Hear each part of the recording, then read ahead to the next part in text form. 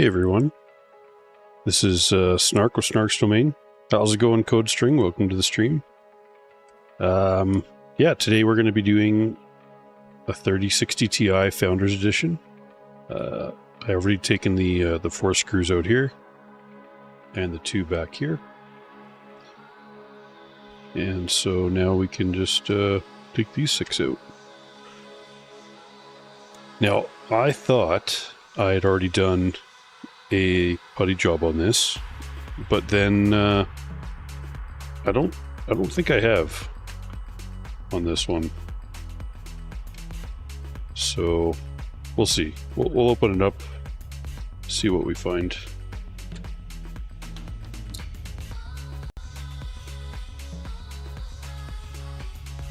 Just a little tired. Yeah, I hear that.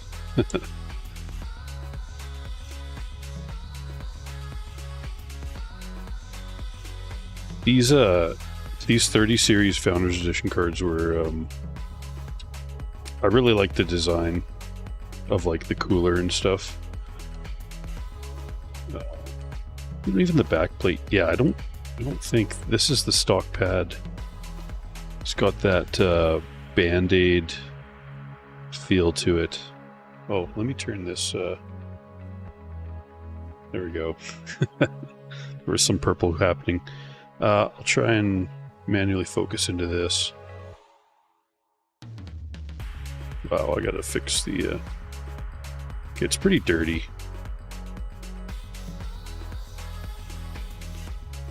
I don't know why that's not focusing. Maybe I'm just... Anyways, it's the stock thermal pad there.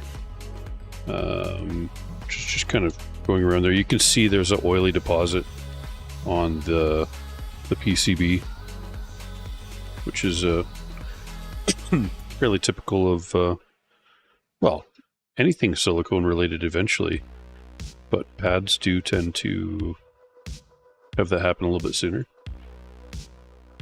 So I guess I'll measure this pad. Oh, this is really sticky. Let's get a base spreader. I was cleaning the card up before using this cleaning putty gel stuff that you get from, I don't know. I got this for Christmas. I'm sure they're all about the same. It's a universal dust cleaner gel thing. Works great. It works awesome. Like you push this into the fan grills and everything. Actually, for cleaning the actual fans, this is still, yeah, it's still on there. For cleaning the actual fans, this stuff's awesome. Like you stuff it in the fan and then you pull it out and it gets right in there. And I used to clean these with Q-tips and it was a pain in the butt. It takes a long time to clean with Q-tips. Like I used to, like dab this in alcohol and then I would start wiping underneath like this. And I mean, that's coming out really, yeah, the gel works. This stuff saves me so much time. This has changed color. Let's show you what that's what it's supposed to look like. And actually I did, let's see, did two cards with this and my keyboard. So I really like this. I've never used it before. I always thought it was a bit of a gimmick and I was like, I don't need that. I'll clean it by hand. Yeah, I'm definitely sold on this stuff now. So it works good. Anyways, let's well, there's another screw there. Okay, so that one we're gonna just, you know what, there's a little bit of dust right there. Man, that just works awesome.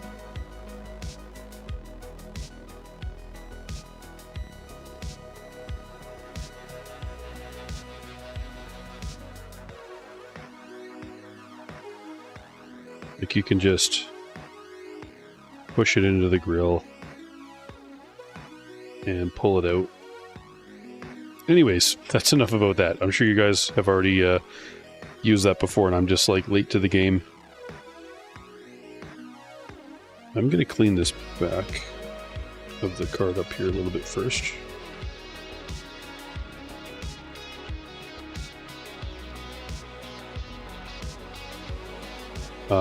This is definitely where you want to use Q-tips and not one of the cotton pads, because they're not going to work too good catching on all the little contact pins here. Basically, I just need to put a pad here. You know, I'll leave this on for now, but that way I don't forget exactly where it goes, and we can replace the putty and then take that off at the same time, just before we put it back on.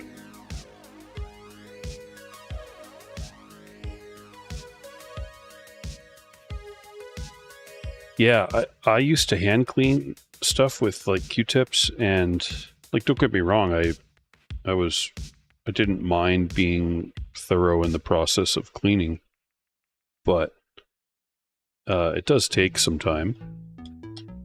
And I actually think this this cleaning gel does a better job than I can with Q-tips. Like, I can't get into the sharp corners with a Q-tip, but the putty, or not the putty, the gel, cleaning gel stuff, it can like squeeze down so thin, so it gets into like right into the corners where I was struggling before, you know. And sometimes I would like roll a Q-tip and kind of make it, well, I did a botched job there, but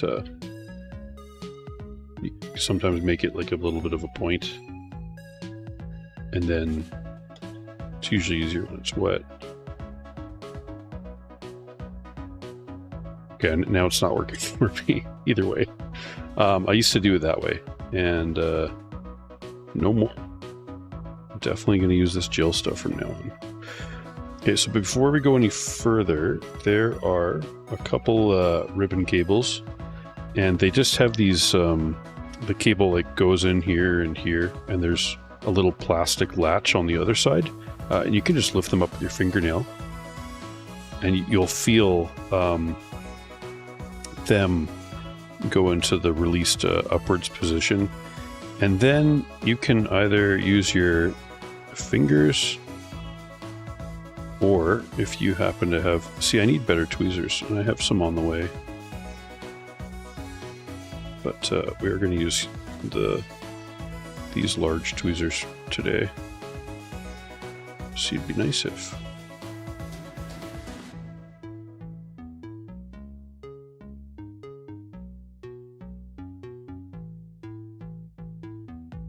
yeah, I'm hoping those tweezers come soon.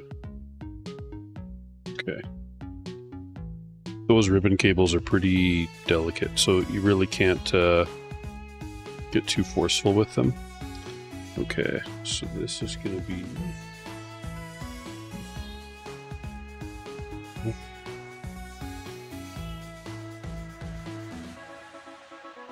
If this one fits. No, that's too big. Maybe this one...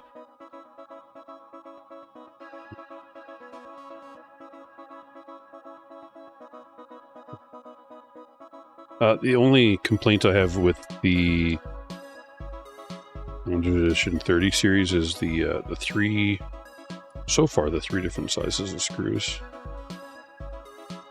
But this is a really beefy tension bracket. Like, those spring arms are massive. So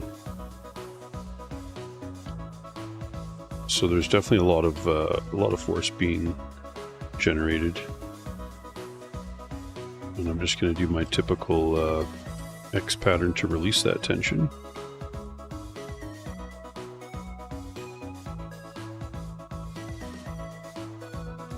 The thermals of this card were not necessarily too bad, but well, it's not like I was using the core very much. Well, I mean, they weren't great either, I suppose. That was with the fan at 100%, so 65. Yeah, I mean, I think they could improve. Anyways, we're gonna put some PTM and putty on this thing because that's what we do here. We don't do much else. Parbs, welcome to the stream. I installed LTP81 on my DDR5. They worked great until I had to remove them from the slots and the heatsink slid off. Yeah, got some double-sided foam tape in them now, and it's perfect. Nice. I'm going to use UTP-8. I've got another 5 containers of this stuff on the way, so that's yeah, that's the putty I'm going to go with today. It's the putty I use quite a bit. It's the putty I currently have the most of, I think. Maybe with the exception of JE. Okay, these are the... Yeah, this is... Wow, this is dirty. The rest of the card I made look like really nice and clean, but this is dirty. So let's do this. We're definitely going to have to do some cleanup here before we put it back together, obviously.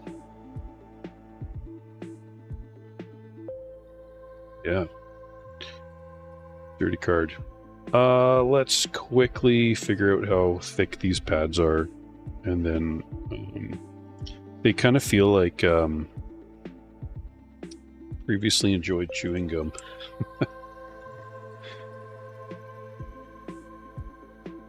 Yeah, they're 2-inch pads there, and then let's check the VRM. That's a nasty pad right there. They're also 2-inch. Sorry, 2-inch. Don't install 2-inch pads. 2mm pads. And let's check one of these just to be sure. Now those might be 175, but it's hard to tell for sure.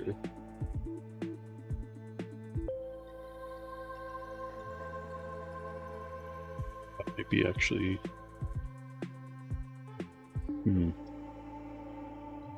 This one. That one's thicker. Okay, now that's 2.25? Or is that 2-inch now?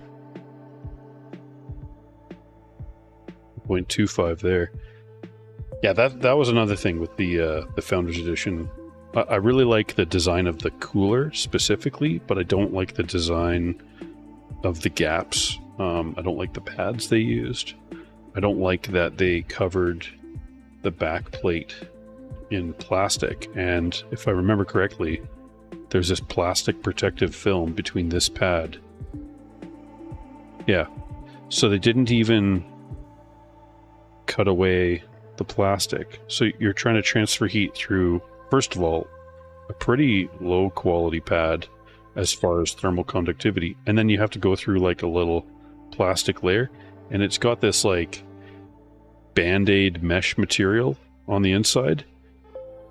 So, which, you know, now that I'm thinking about it, the reason that would be there is if this is a putty-based pad, I guess. But I just don't like it. I don't like that, like, mesh stuff at all. So we're gonna have to put putty here, which is those two. And then these two up here were... Let's make sure we get this right, because I did flip this around. It's going to be here and here. Beside there. 1, 2. So we put putty here, here, and here, and here.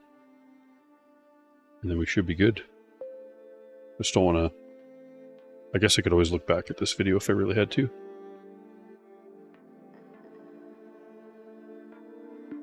It's nice polished copper block though for the core, so that's good. Yeah, 1mm double-sided foam tape along the top of each side of the PCB. Nice. Yeah, I didn't use foam on mine, but I haven't tried to take them out either. So it would be, I'd have to be really careful if I was trying to remove the RAM sticks now that they have the aftermarket kits on, because I didn't use any foam on mine. Okay, let's see if this stuff can grab. See, yeah. This works good.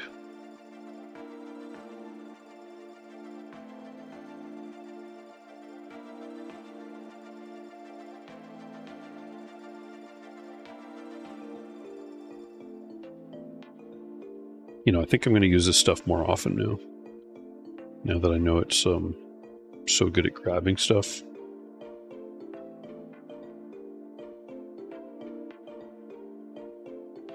Like even that, right? Just cleaning that little pocket there. It's just so much faster. Nice. There's a little spot up there you guys can see. Like, look how fast that is. That looked gross before right there. You know, just looking at the screen, you guys have a better angle straight down than I do. I'm looking from kind of the side. And we can just make sure we didn't leave any putty in there. Not putty, but goop. The goop.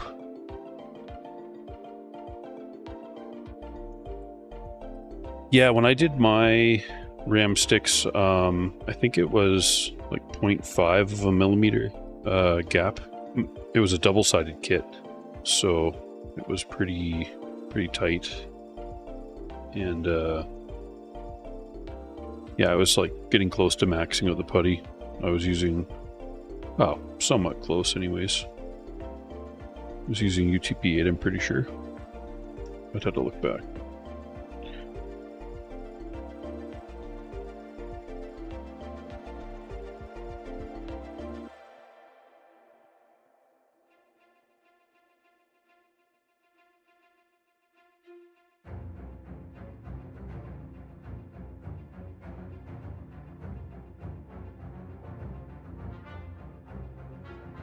Kind of coming back a little yellow, so there's definitely still some residue here on the copper.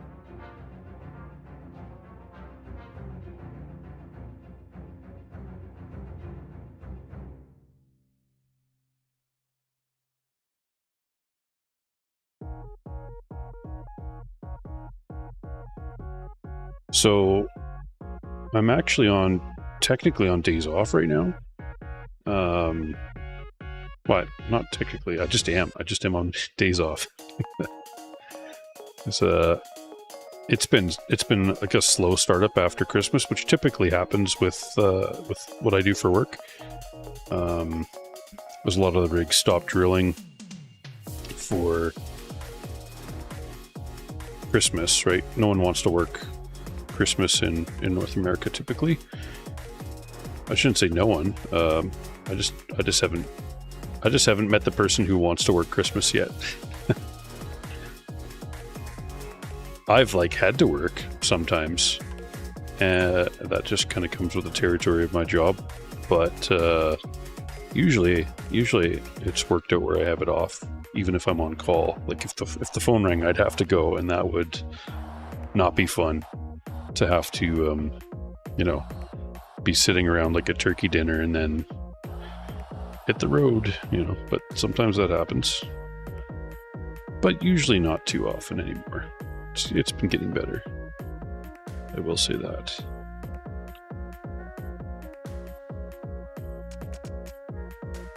But yeah, now that it's after the Christmas holidays, or that holiday season, it just takes the drilling rigs a little while to be ready for us. They pretty much all start drilling within a couple days of one another. So it turns out that like they all the jobs end up being up at the same time and like ready for us. And So yeah, I'm sure I'll be working pretty soon. Okay, we don't want oil. We want IPA.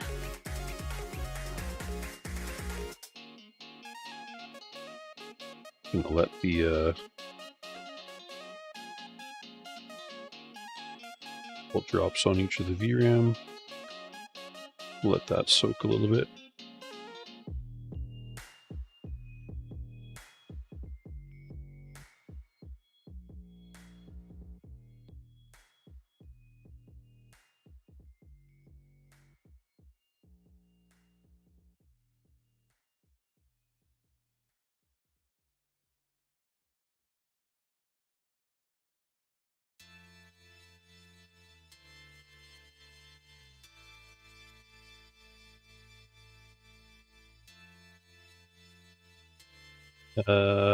What is that mystery goop? Okay, the mystery goop. Yeah, let's talk about this mystery goop. So my mother-in-law wanted to, she likes to do stocking stuffers. And so she gave me this universal dust cleaner. Like, look at that. You put it in, like, it's great for cars. Oh my gosh, it's going to be perfect for cars. Putting in the fan grills, and you really just like ram it in there and then pull it out. Like the keyboard, it works good. I'm sure you could find different brands of this stuff, but it's just, it feels exactly how you think it feels like. It's like silly putty, but really liquidy. It has like a wet, cool feel to it. For sure, it's got to be water-based, so take that into consideration, and make sure if you're using it on electronics that you'd make sure it's clean and dry before you turn stuff back on. Don't want to damage anything.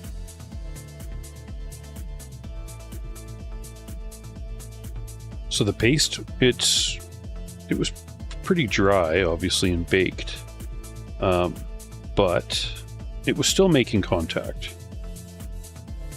So they actually, I think they used pretty good paste, all things considered. Performance-wise, I mean, it was fine, but I was never really doing anything core intensive on this one anyways. But the fact that it maintained its integrity and didn't appear to be, like pumped out or like an air pocket. There was a nice, even, flat surface that seemed to be making full contact with the cold plate.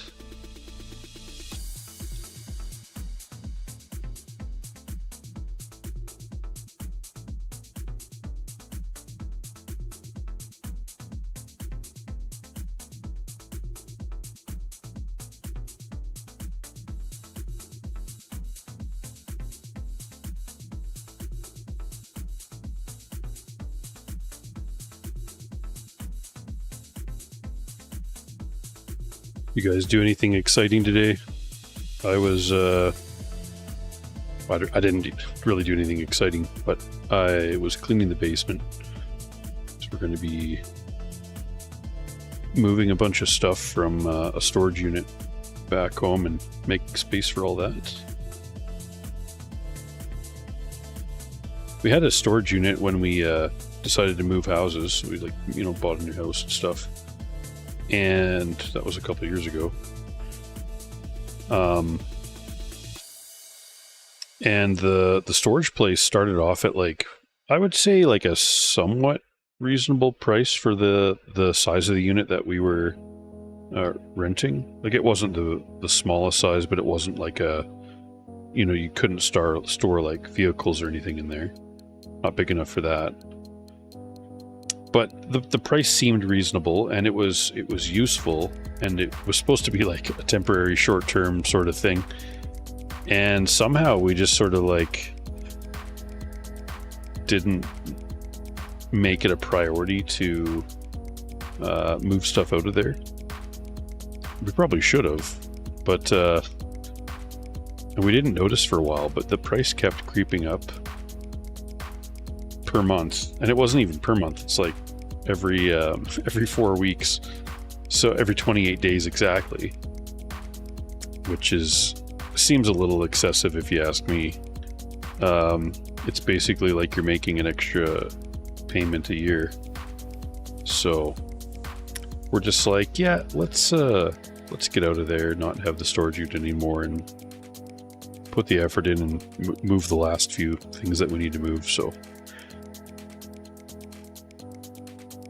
string, not a lot. Need to print additional parts I was missing for my door in Velta. Else I bought a new top hat 1515 extrusions for my Voron 0.2. Previous owner did some weird things to them. Interesting. Yeah, it's nice having a 3D printer. I'm pretty new to the 3D printing space, so I have like a ton to learn. I'm just a newbie as far as 3D printing is concerned. I've got a Bamboo Labs A1. Just from what I read, it just seemed like the one that was at my price point was gonna fit the bill. And it happened to be on sale at the time, and like the price came down enough that instead of just like looking at it and like, you know, someday I'd like that, it was like, oh my gosh, that's a good price.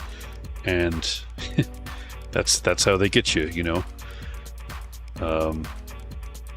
You justified the splurge.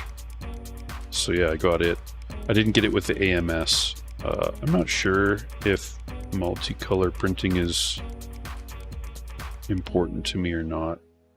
Right now, it's not a priority to multicolor print. I still have to learn about printing before I would go to that expense, I think. Cool that you can. It's also cool that it can do the PPA CF, I think it was. Oh, we're not. Sorry about that, guys. I just realized you guys weren't in focus. My apologies.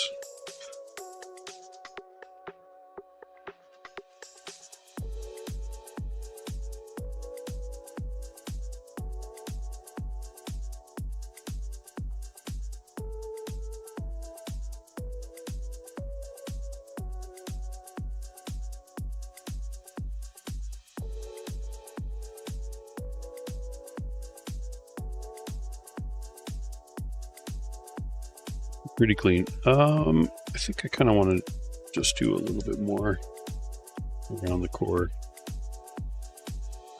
You don't have to get it perfect, but I do like to make it fairly clean if I can.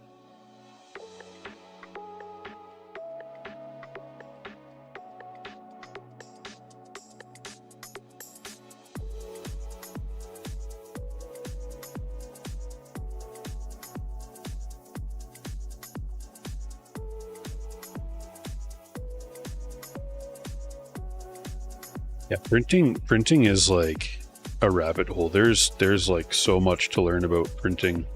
I haven't taken a deep enough dive yet to really get like super confident with it. Like some of the materials you gotta maybe even for some of the printers like tent it in and stuff, and like people are talking about adding heaters and fan speeds, and I'm just like, I'm not there yet. Right now I'm at the level of like hitting print and like trying to make, you know, and this is PLA. This is not the best model. In fact, it messed up, but I've got a little like scorpion looking thing. I think that's a rad scorpion from Fallout, I'm pretty sure. But yeah, I've got a bunch to learn, and I probably shouldn't have printed so large, but it's fun. Also printed like a mouse. I got the little the bamboo mouse kit thing. I'm actually running out of Q-tips. I have more, but they're not right on the desk right now, so I think we'll make do with this.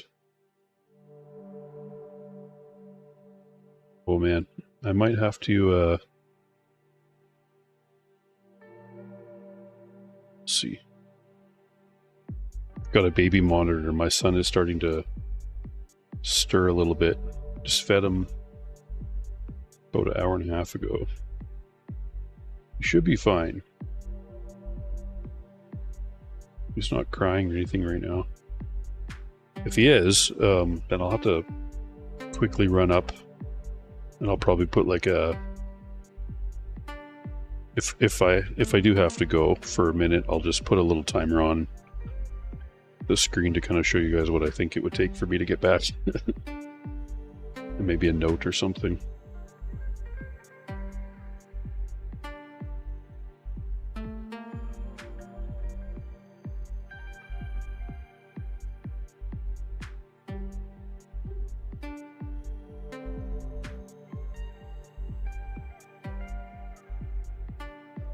Okay, you know, this is pretty clean. Doesn't get really much cleaner than that, to be honest.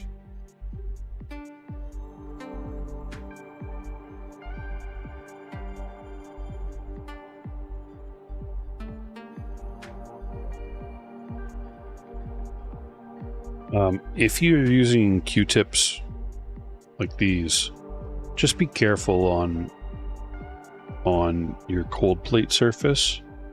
It doesn't matter if it's nickel plated or copper. If you apply too much pressure with one of these, it's going to scuff up the surface. And the one nice thing about a makeup pad, these are dry, and then I just add isopropyl alcohol, is the pressure is spread out, so you're not like scrubbing too hard in one spot. You have a less chance of scuffing up the surface. You know, it's just a cosmetic thing. The performance isn't going to change that much. The PTM is going to fill in all those little voids if you did scratch it, but it's nice to not have to scratch it if possible. It's worthwhile trying not to.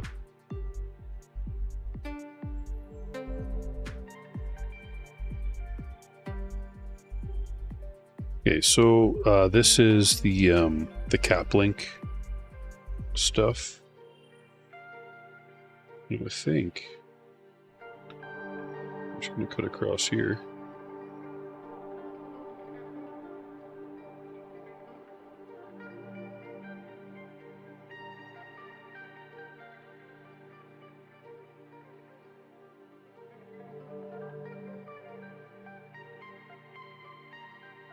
Perfect. It's got a little border on the outside. It's going to make it easy to peel. And this will do an Intel CPU and a GPU on a laptop. So there we go. Both on a laptop, I should say. That's not going to do an LGA 1700, that's for sure.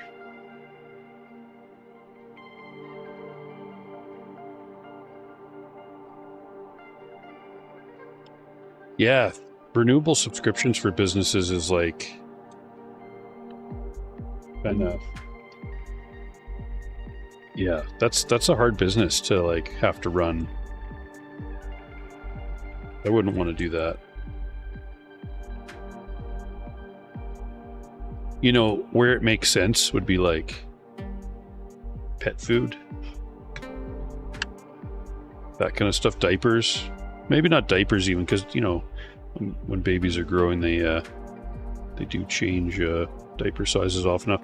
So, can you please show us you playing games when you're done for at least an hour? You know, I was thinking about that.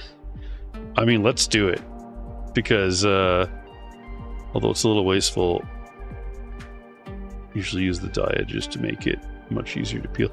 You could do the Taylor Short method where you, Austin, welcome to that must be you, in the dummy. Welcome to the stream. So let's just press this on. Yeah, it's surprising to me that this...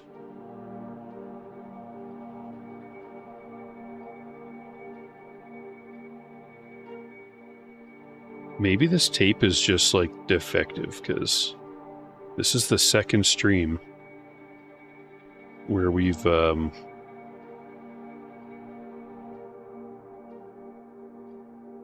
an issue with it.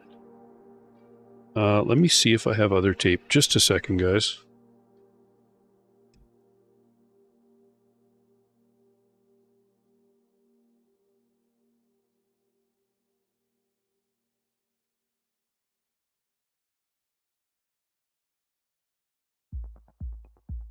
All right, we're gonna try.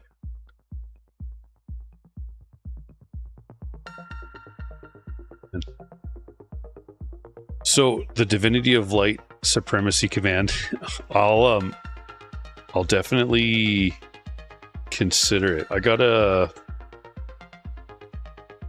have to do a couple things before I do that, but we can definitely. I'm gonna try playing a video game on stream, because it'd be fun. So I'm just going to use electrical tape. We're going to try anyways. I think I've worked with it before. Yeah, see, electrical tape really sticks, and for some reason, I don't know why, I was using it before. This is a brand new roll. Is it possible the adhesive that they use on this Canada Post packing tape with like the ultra clear stuff? Maybe it's changed. Like, I'm sure it grips cardboard fine, but like it was not gripping on at all for me, which was kind of annoying. So I don't really care if this is perfectly centered. We just want to get it on there. Right. And now I'm just running my finger on it. The fact that there's a little bare border around there doesn't matter. It's going to be fine. It's going to end up with full coverage. When it melts, most of this material is going to be outside the silicone. I did a test and I posted the like pictures of it in the Discord server, where I went down as far as 20% coverage by area, and it worked fine. Freezer time, no need freezer. I don't do the freezer trick at all anymore. It just doesn't do anything for me different than what I would normally get. So I'm not going to actually peel this right now. I just want to get this out of the way a little bit. So we're going to make it a little pull tab there. Now we're going to do the putty. So I'm going to, let's see here. I'm just going to clean this little area here. Give it a little spray down. Some isopropyl in a little spray bottle. Works good. I just bought that on the spray bottle on Amazon, I think. I think it's for like a hair salon or something. I don't know. I don't know what you would necessarily... You could do like a cleaning spray, but I guess that's what I'm doing with isopropyl. Alright. So we are going to get some gloves on here. Yeah, awesome. Although it's a bit wasteful, I usually use the die edges to make it much easier to peel. Yeah, I mean, that's what I typically refer to as the Taylor Sharp method. It does work to trim it that way. But if you look at the PTM channel in the server, the pinned comments in the phase change channel, there's a test I did with, I think I did 75%, 50%, and 20%, and the 20% still achieved basically full coverage, but I wouldn't go, like, in practice I wouldn't use 25% as my standard what I would recommend to folks. Okay, so we are going to, yeah, you like to run your nail along the die corner. Voido Knight, welcome to the stream.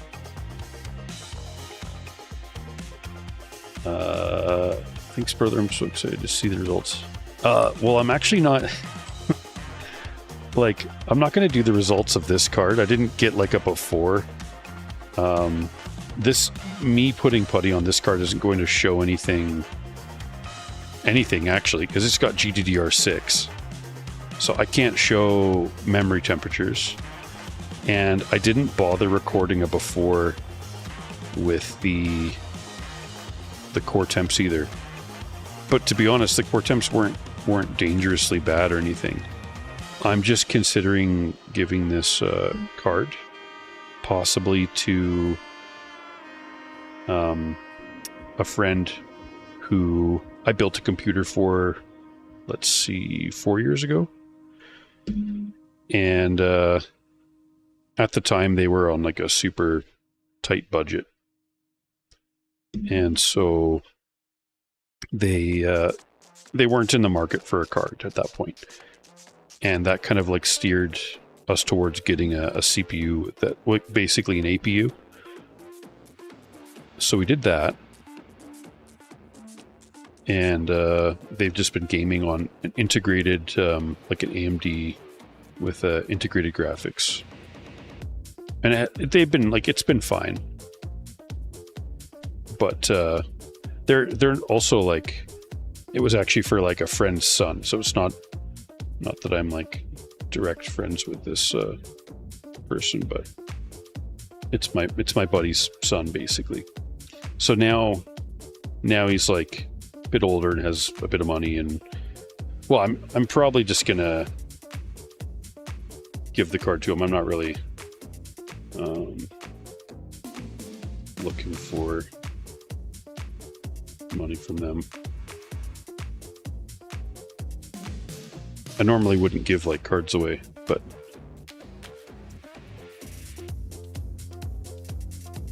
yeah, the family's they're good friends, so.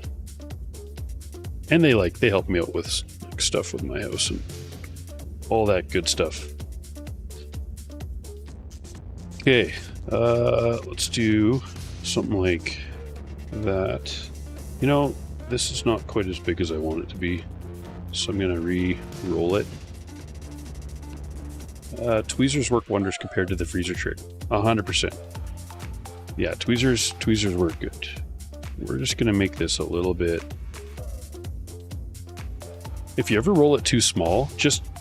I know it looks funny, but just squeeze it and bunch it up like that, and then roll it again. It'll, you can make it smooth again. I'm not holding my fingers like this and rolling. I'm holding my fingers on a 45. That's why it's pretty even. If I go like this, that's what it looks like. Doesn't work good. So when you're rolling putty, and if you have like a silicone pad like this, right, and if you're wearing nitrile gloves like I am, which I recommend, by the way, I'm holding my fingers at a 45-degree angle, and that's why it rolls pretty nicely most of the time. Okay, now I'm just like, I'm overworking it. Let's get this to all stick together good.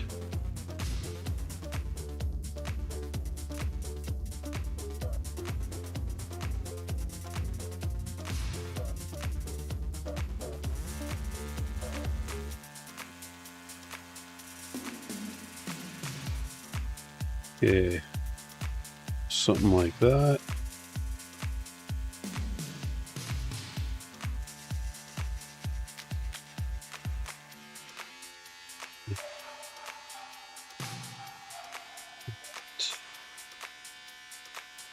Fix the ends here.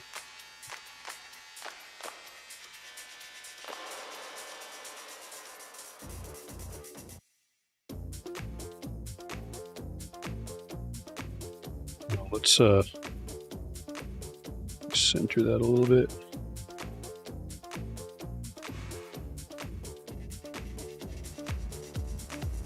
just going to push this in a little bit like that.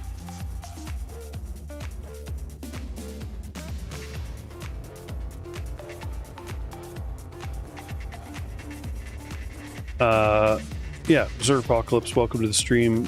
Explodey Lappy, Putty.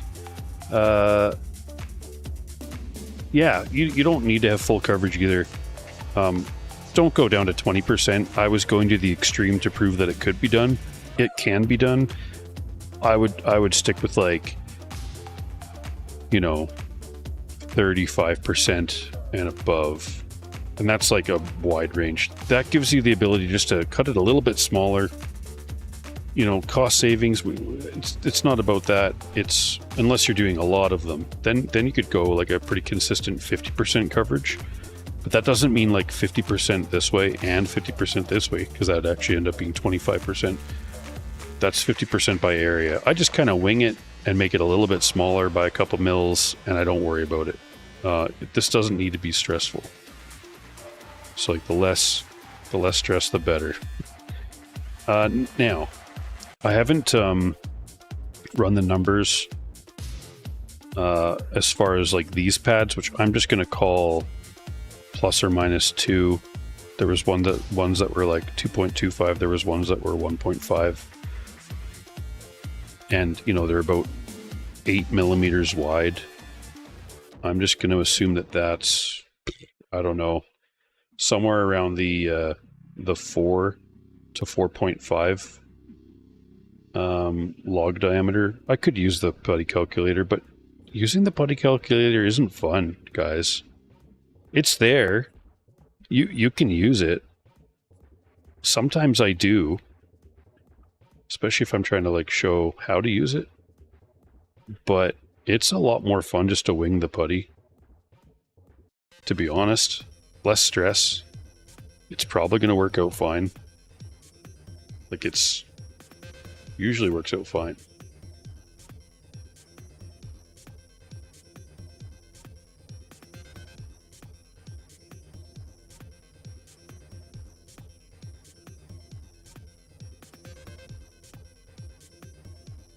Like, I'm making this smaller than 6. This is probably like 4.5 to 5, somewhere in there. And I'm just gonna grab some putty and did I clean? I think I cleaned that pretty good. Let's just double check.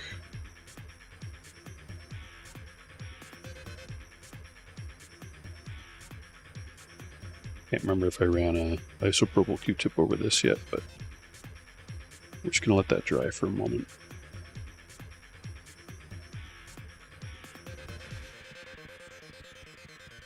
Catch up on the chat while that's drying a little bit. Yeah, the first time doing this is always like super awkward. Something about UTP-8. Yeah, this is UTP-8. Zerpocalypse, I think the concern with anything less than 75% coverage is the exposed silicon could be much hotter by the time it gets proper contact. Thermal sensors are not everywhere on the die. I think it's fine initially. When you boot into Windows, there's not significant load on the core, right? The silicon itself has a very high thermal conductivity. It's somewhere around 140 or 148 watts per meter Kelvin. So the heat can actually transfer within the silicone really fast. And just having some coverage, that's going to be the thermal bridge. Now, initially, I wouldn't like go from 0 and then boom, like 500-600 watts. But just in the process of like getting into Windows, and you could like, the first thing you do when you do a putty and PTM job, don't run a load right away. Start up HW info, check your temps, check your fan speed, like get your controls in order, open up MSI Afterburner if you're gonna fiddle around with overclocks or whatever, and just kind of like look at it for, you know, a minute. That's what I do, just to see what the temps are looking like, right? Because you want to check your idle temps. Nothing crazy should be happening to your idle temps, just like to boot into Windows. Once you've done that, then you can gonna do something like this. I'm just gonna lightly press.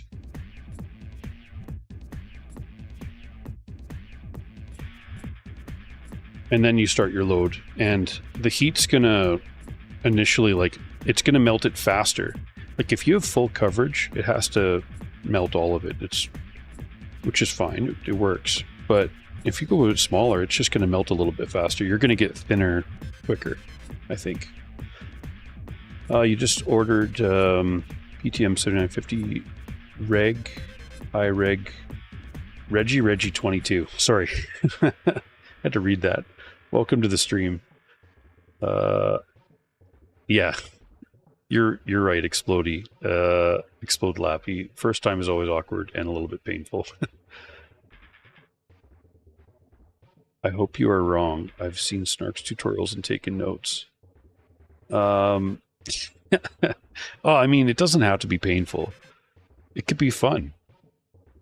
I always have fun working on putty.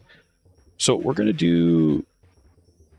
Okay, when we took this apart, it had individual pads here and here, like right there and there that go on there. I'm just gonna do a little. I'm gonna do that, something like this. And why, you might ask? Because I could save. I could save some money. Like, what, a couple pennies chopping out that middle section there? Because that doesn't need to be there. But the reason I'm not going to is this is going to hold together better. This is going to make more contact with the cooler. It's going to have a less chance in time of like slipping out of place. In fact, I don't always prep this surface, but today I'm going to, because I'm not worried about putty compression today. For laptops, it's not, you don't always want to prep both surfaces because the gaps are so thin anyways. On this card though, there's a lot of spaces around where the pads are, so it's not going to hurt to add a little layer of this stuff, right? Just so it lays down that little bit of film. It's going to stick better that way.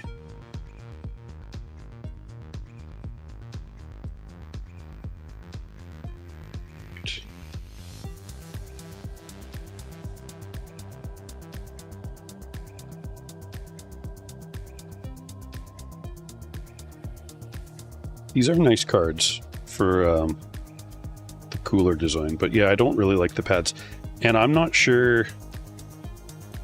I can't remember if I saw a video of the 5090 being torn down, or I don't think I have yet. But my goal is to get one at some point here, which to do that I'm going to have to get rid of some cards, I think. Which is fine, but yeah, I want to get one for testing. I want to take it up. Well, I'll run some like baseline tests just because, not that I really like.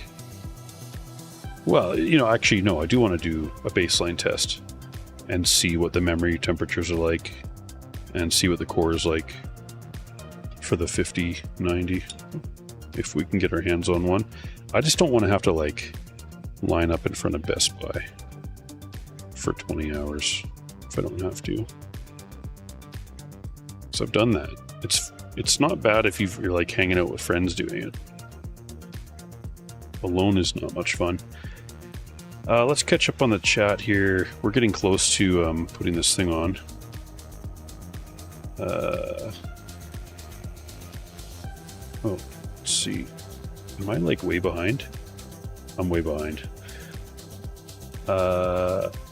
I just want to let you know you will run into stability issues at some point in time during its operation if you don't cool everything from edge to edge.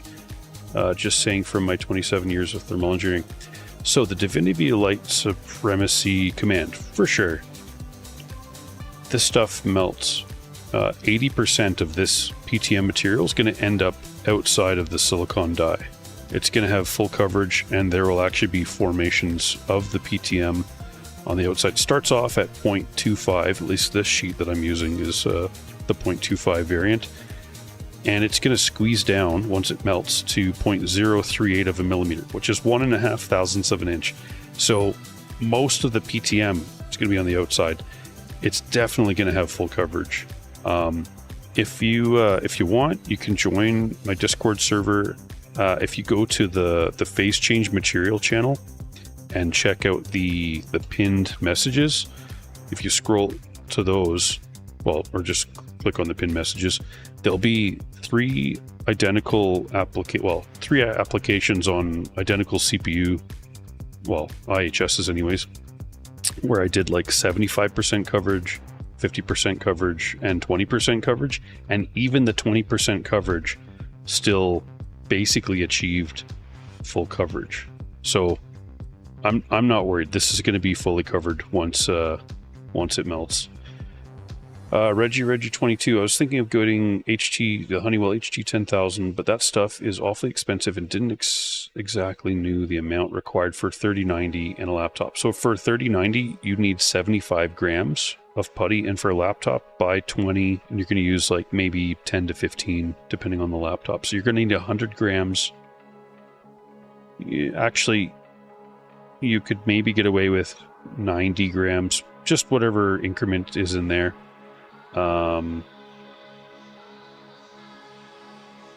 You could go full coverage for peace of mind if you wanted to. I just don't, because I've thought about it enough to be comfortable with it, with the thermal conductivity of the silicon itself. It's more fun just to wing, buddy. It just is. Okay, we've got the MOSFETs there, these MOSFETs here. We got the 8 VRAM, little I think the memory controllers over there. Yeah, that should be everything. It looks like they cut this out, so that's not supposed to touch there. You know, I don't always go back and check, but today I'm just gonna go check the stream, because I'd rather not supposed to touch there.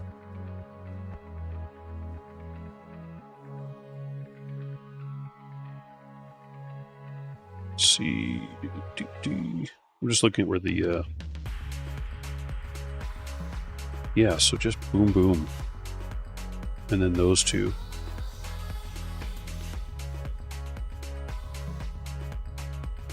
Okay, cool.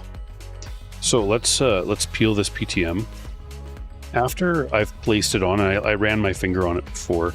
Hopefully there's no bubbles. I like to let it cool down a little bit, so that's why I applied that first. Then I worked on the putty, and then I leave that on there. I don't want dust and stuff to get on it, right? But now that we're ready to peel, it's had time to cool down. Oh, see, it actually it pulled up on me, which is not ideal. So I'm going to run my finger on it a bit more.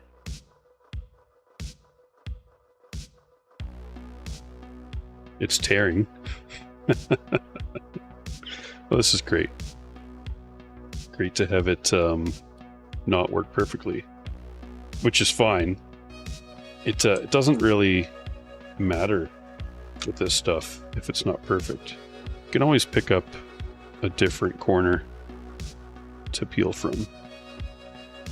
Maybe I didn't run my finger on it enough to make it like warm up and really adhere to the die. It almost worked.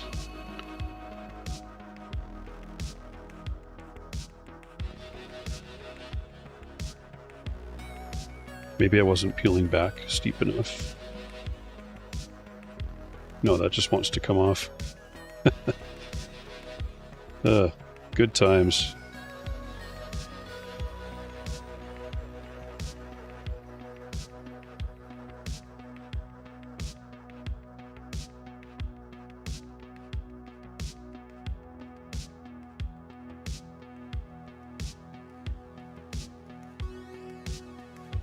I mean, that works too. Okay, so we got that peeled off, and let's take a look at it. So I'm just gonna get the... Oh, sorry, that's not the right control. Manual focus.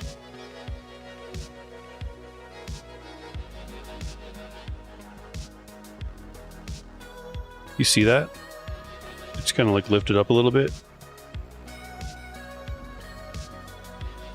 So I could either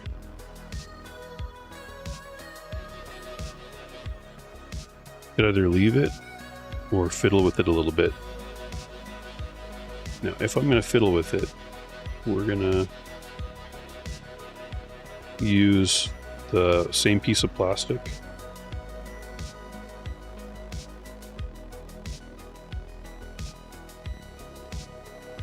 Just press down on it a little bit.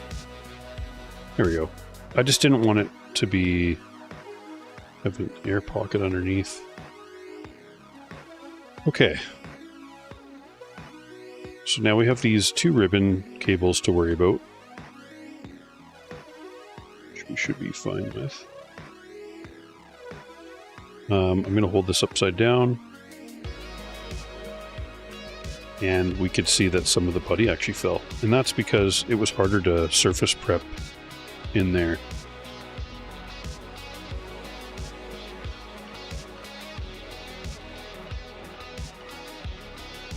I'm just grabbing some gloves, and in this case, what I plan to do is just push it back into place. I could put it on there, but I'd kind of prefer just to push it back into place, I think.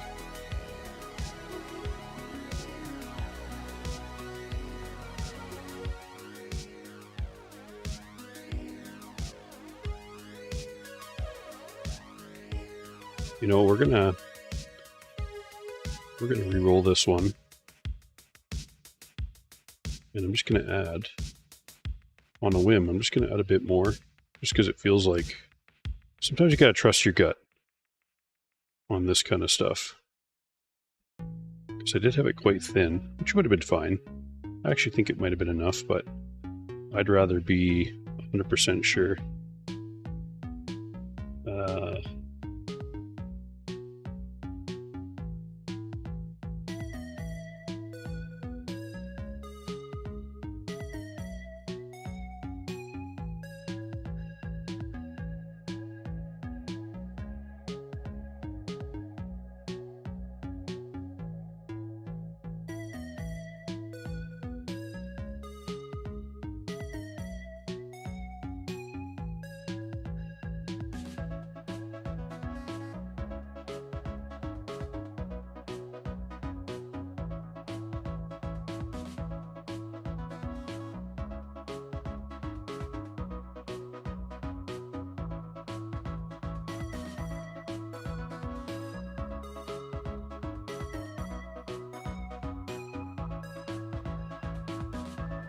Okay, that should be pretty good.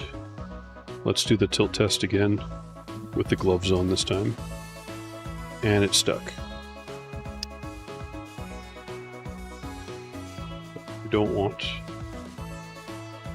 this for putty to be on the cord.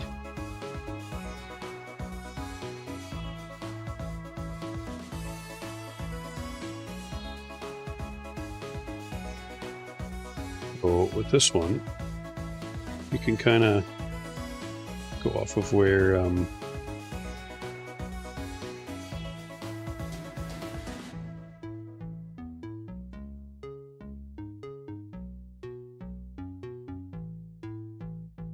there we go, that's better. I'm just gonna peek.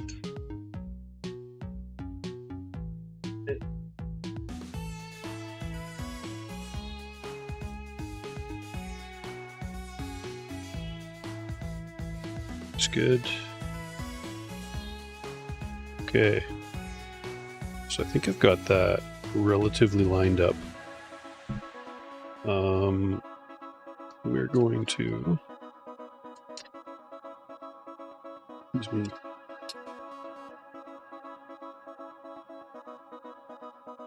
Guess it's this guy next. Usually, on other cards, I can start the corners in, but on this one I can't. I have to start with the center 4. And I'm like way behind on the chat. Yeah, you could do test fit. Looks like you guys are explaining that. Zerpocalypse, I saw the post in the PCM channel. Is that OC.net article screenshot confirming Roman's PCM is Honeywell? Yes, it is. So, Honeywell makes really good phase change material. And I think the vast majority of, well, I don't want to say vast majority, I think a lot of phase change materials that we see on the market for retail brands are rebranded, one product or another. I think a lot of them are Honeywell PTM7950. I also think some of them are other products by other manufacturers. And that's like the rebranded stuff. And then there's like all sorts of listings for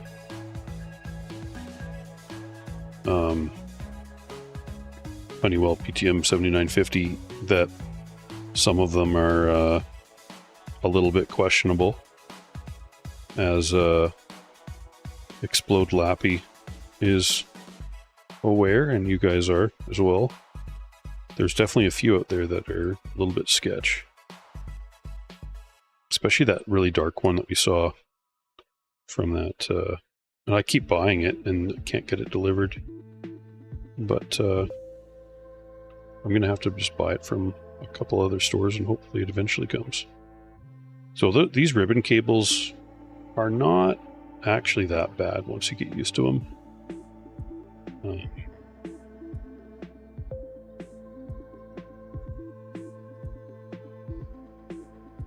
Yeah, that's the right spot.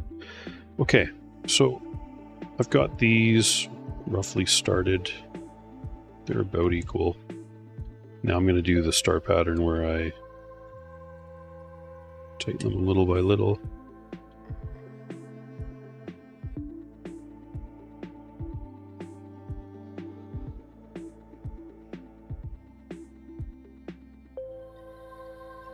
Yeah, you could get the Mod DIY, or you get the LT&T. You could get the Thermal Grizzly.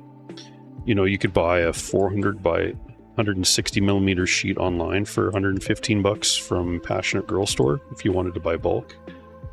You could buy directly from CapLink if you run a business, and you can also get it in small sheet sizes on AliExpress. There's quite a few stores that are selling what seems to be pretty good stuff, and whether it's legit or not, it's got basically matching performance. A lot of them do.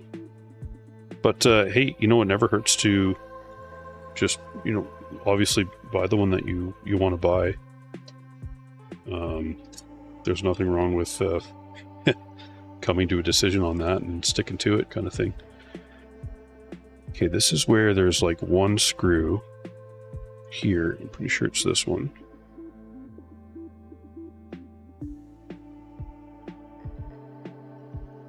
Yeah, that's too small now. So now I've got to put that there.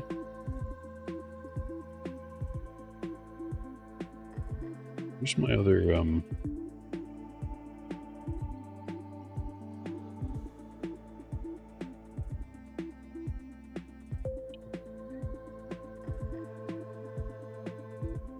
this guy?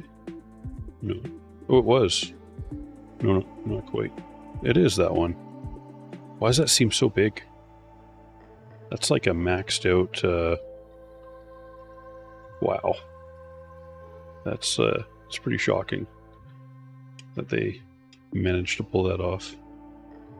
That's really maxing it out. So this one goes in by itself. And then those 6 right there are for that, and that's the IO. Those are the back 2. So I think that's all those screws. Now we just need to do this little bit of putty here. So I'm just going to wipe this up really quick. I don't know if this pad is doing anything, because it's touching plastic. It's not doing a whole lot. The back plate for sure is metal, which is nice, but then they put that plastic protective coating on there. Well, that was quite dirty. And where they put the pad, they didn't cut it away. No, I don't want to cut it on this card. I think I've cut it on another card. That was an FE. Because I felt it was going to improve cooling. Now I don't think that the back pad is going to do much. But we're still going to put some stuff there. Because why not? Take a little bit of extra heat, maybe, from the VRM.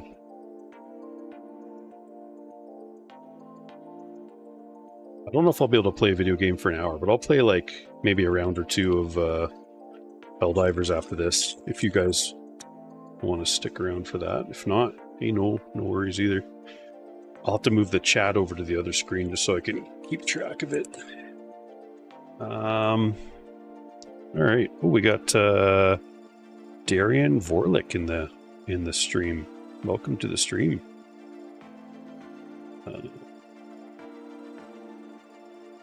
Okay, so yeah, overclock.net today.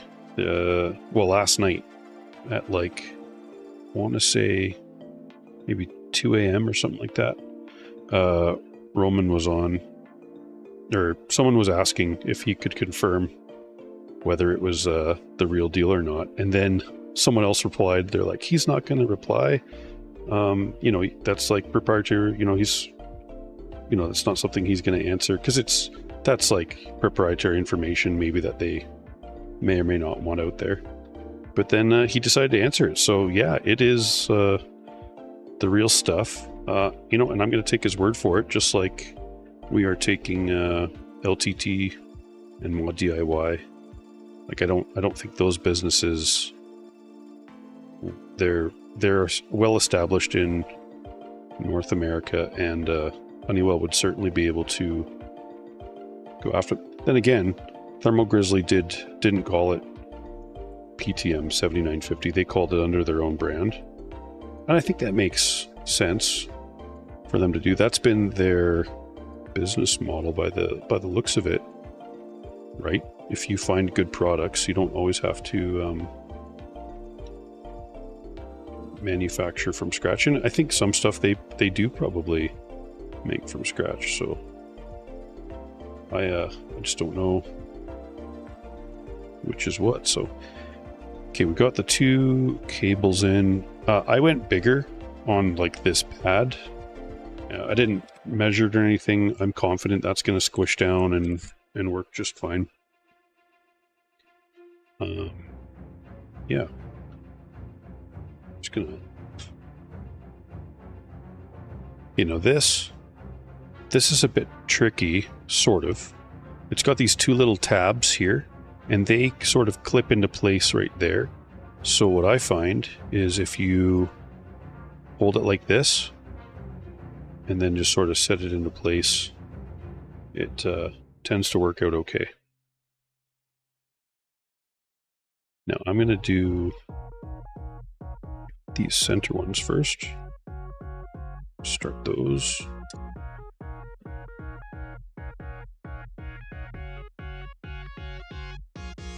Well, yeah, the Passionate Girl Store stuff is the same performance as Honeywell PTM. It has the blue film, or sometimes clear. It comes with all the right packaging. The price is correct as far as what they would be able to buy in bulk and still have a margin.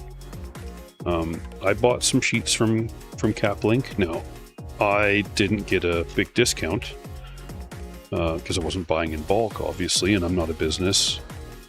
but they were willing to sell me some soon to be expired sheet was one of them, and then they sold me another one that had not expired, but it had gotten past its shelf life by like a couple weeks, and they're like, hey, you know, we'll give these to you for a reasonable price.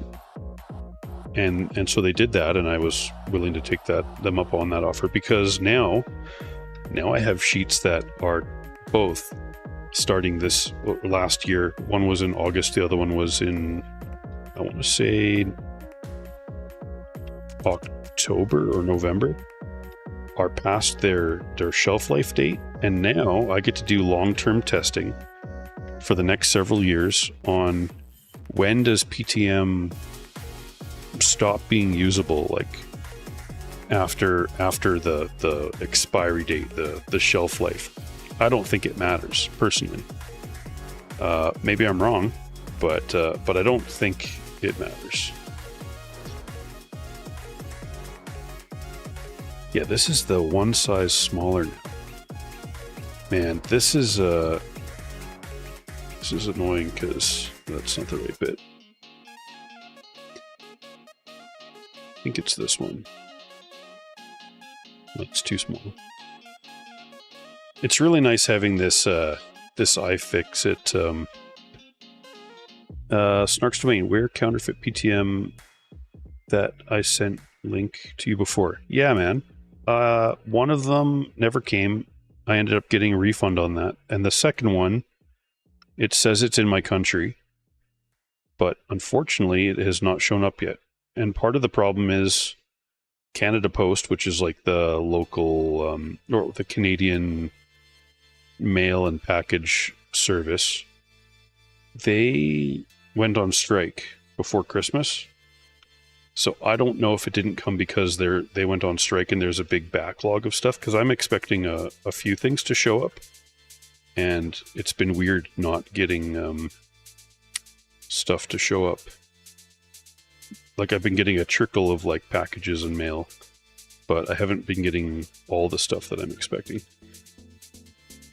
So I might have to buy that stuff again, but from a different seller. But honestly, all of the sellers of that sketchy one that, like, you know, doesn't look good at all, and like you said, it was like sticky and not PTM like. All of those sellers have like really low ratings, and they've hardly sold anything. So I'm not sure what to do. Like, I can keep trying to buy what we're pretty confident is like fake and bad stuff. And I will. I'm gonna try buying it again. I'll have to go with a different seller, because clearly that one, I don't know. But right now there is still one package of it that may or may not show up, and I'm really hoping it does, because I actually don't really want to like buy it more than I have to, especially knowing that it's not good. So after doing a putty job, it's always good to clean the PCI Express connector. That way you don't leave any silicone oils on there, because they could prevent contact with like when it goes into the slot. And you know, you've got it pulls some power, which I believe that's in this section here. I think it's the first, well, the power delivery's here, and then this is the IO for the data. But you'll run into issues where you can't boot your computer, get to like the Windows desktop, or even stability. So, and that's just because you're getting silicone oil on here. It's more prevalent when you're using riser cable, especially a Gen 4.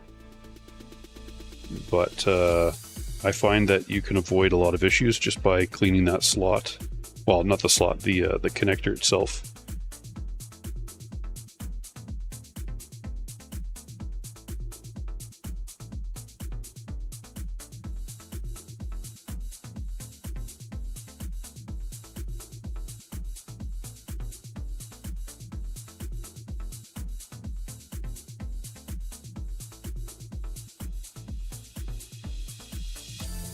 Okay, that is the card back together. Let me just it's gonna take a few minutes here to clean up, and then I'll start playing a video game. For anyone that wants to watch me play a video game, I'll be playing Helldivers 2. So that's my game of choice right now. And it looks like my son is still sleeping, so that's good. He should be. It's 2:19 a.m. Basically 2:20 a.m.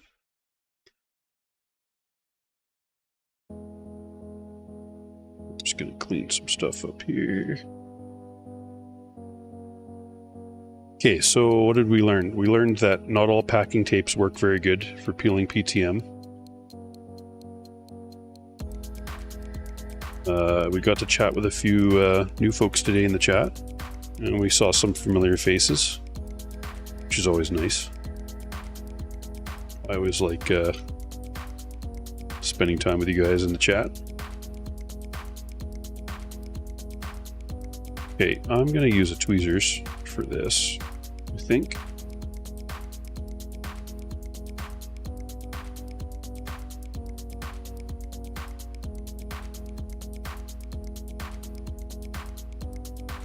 You see that? It fell in there.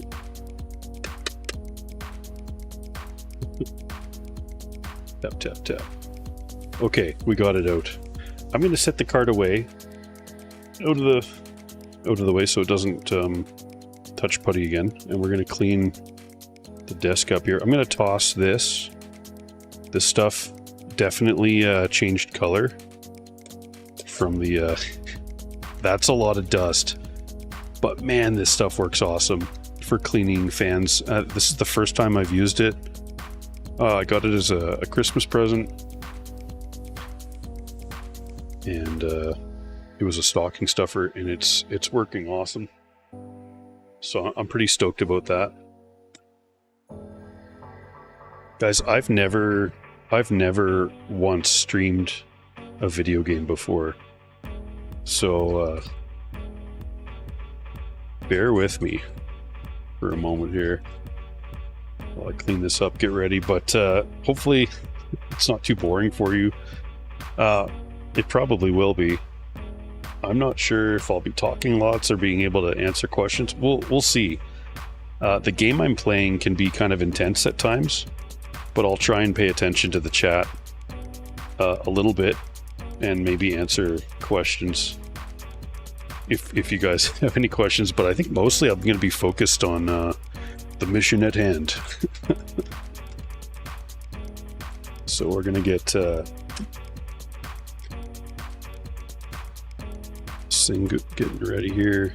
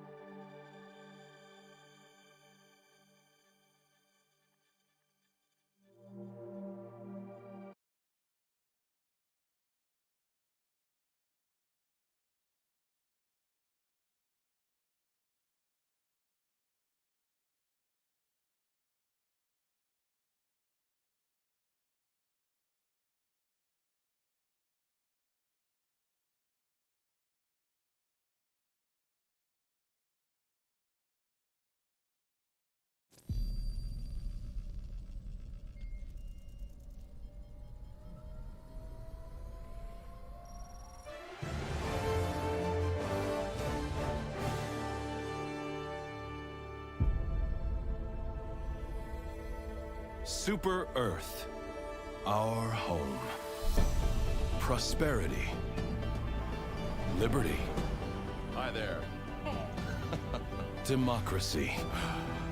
Our way of life. Oh, hello. But freedom doesn't come free. No! Sweet liberty! No!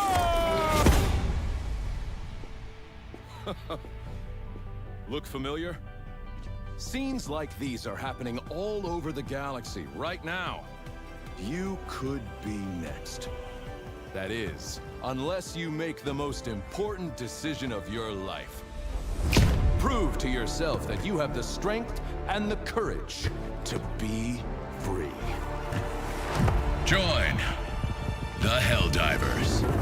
Become part of an elite peacekeeping force. See exotic new life forms. And spread managed democracy throughout the galaxy. Become a hero. Become a legend. Become a Helldiver.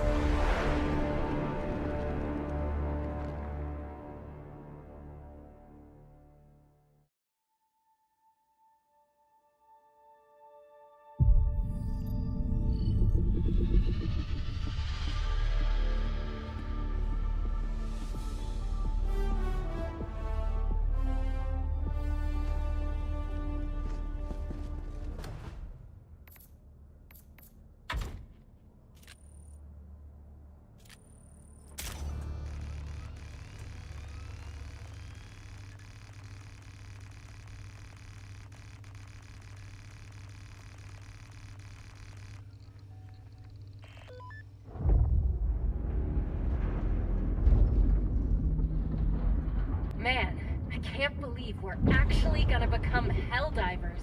Approaching LZ. Next recruit, prepare to dismount. Liberating the galaxy. Stomping bugs. Every kid's dream. Good luck out there. I'll see you on the front lines. You're on your own from here, recruit. Use your map to find your way to the training facility.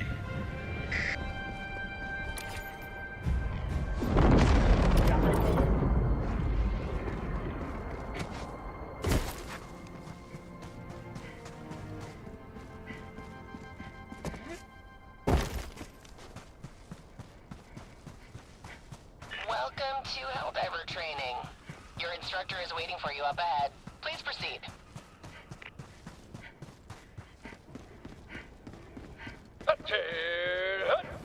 I'm General Brash, Super Earth's oldest and most grizzled war hero, and I'm not easy to impress. Helldiver training is the toughest test in the galaxy, but I can tell that doesn't scare you. Impressive. Now, enough jib-jab. The upcoming obstacles will take everything your exceptional physique can muster. This is it, the real deal.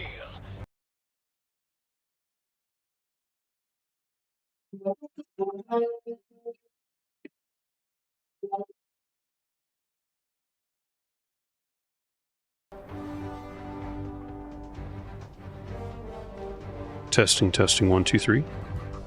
Okay. I think that works now. Hey guys, you guys can hear me?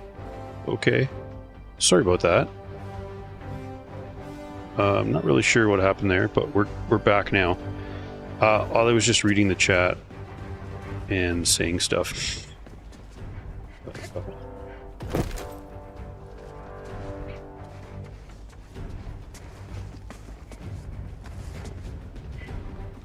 Yeah.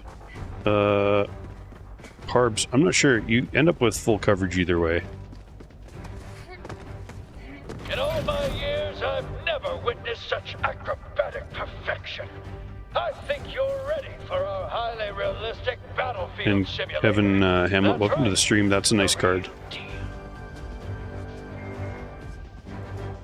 What's it supposed to do here? Dive to prevent death. But this is all friendlies, right? Oh my gosh. Stay down. Okay.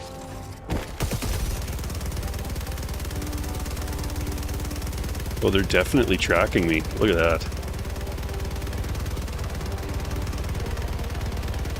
Is this possible? Oh no. I was gonna see if I could get the one turret to shoot the other one. Simulation is a real simulation. Now, activate the battlefield injury simulator. What's this do? Oh my gosh. I'm hit! Sweet liberty! The blood! Grit your teeth, soldier. Grab that stim and patch yourself up.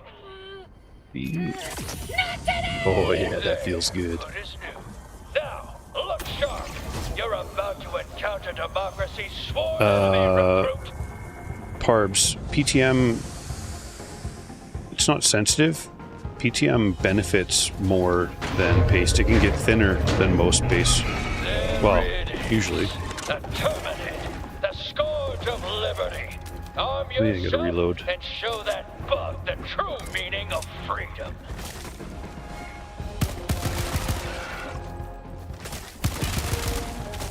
Jedi precision. Now, use a grenade to close up that bug hole. Otherwise, they'll just keep coming. Kevin, you just removed an anti-glare from a 34-inch anti-glare film. Was that like an aftermarket one that you had, Fire in the hole. that you put on, or was it like a factory one? I On to wonder. the next section. Look up in the sky, recruit. That there is a super destroyer. And its all-powerful stratagems are yours to command. Use a stratagem now to take care of those bugs. Just make sure you take a few steps back.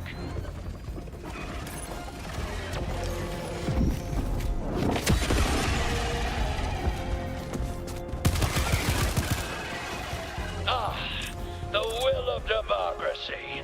Good work. Next lesson. Helldivers fight in squads. Meet your new squad mate. Hey buddy, how's it going? What a fine soldier. Your Sure. brother in arms. A battle-forged bond that could Factory. never be replaced. Until now. Here's your real lesson, soldier. Squad mates can and will perish tragically all the time. How's the game audio? Use the reinforcement Is it stratagem quiet, or to is have it- another Helldiver take their Okay. place.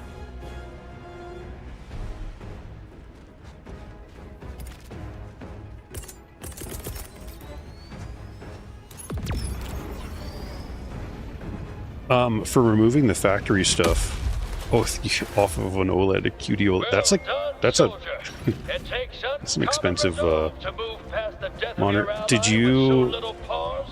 how did you peel it off? Like, did you have to use like a solvent or anything? It's just you, the gun in your hands, and 2,000 megatons of explosives. And piece of advice: moving around makes it hard to aim. For A-list accuracy, stay still while you shoot. Fire in the hole.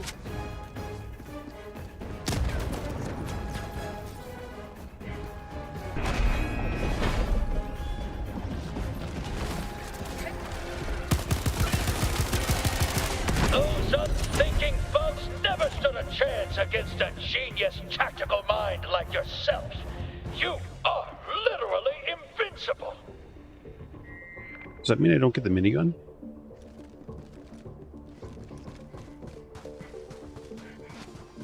Oh man. Oh no. I think I was supposed to get the... I wasn't supposed to Hold up, recruit. kill them right away. It's finally time to call in the big guns. Use the support weapon stratagem. Okay, to I was get about to say- yourself a real weapon. I felt like I was missing out there for a split second. We can shoot this sign, eh? Oh yeah, there we go. That's the stuff. Looks a bit dim. Now, use a resupply stratagem to get yourself some more ammo. I can,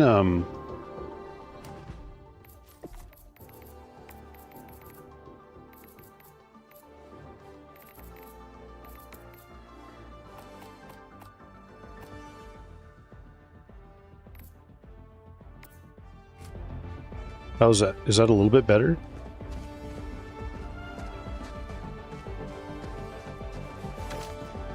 Came off almost in one piece. Game audio is normal. Nice, thanks. The game looks a bit dim. Hopefully it looks better now, Curry. It is glass and glossy under that film. No layer to damage. Oh, that's nice. Probably Gorilla Glass too. Does PTM require several heating cooling sessions to go into all the crevices? No. You okay. It needs heat. It's still quite dim. Let me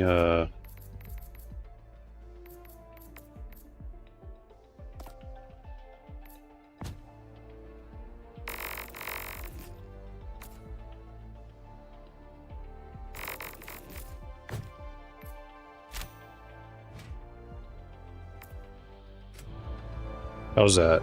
Is that a little bit better? I'm actually looking at it on a different monitor. I feel like I could crank it up a bit more for you guys. Let's go like that.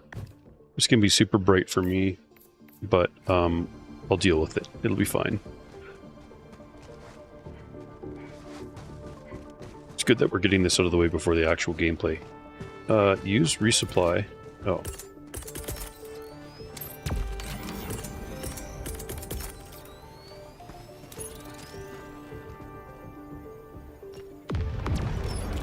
Yeah, it's because on my monitor, it's already super bright. So it's like, now it looks like I'm... Yeah, look at that. So I was able to drop that by waiting around long enough.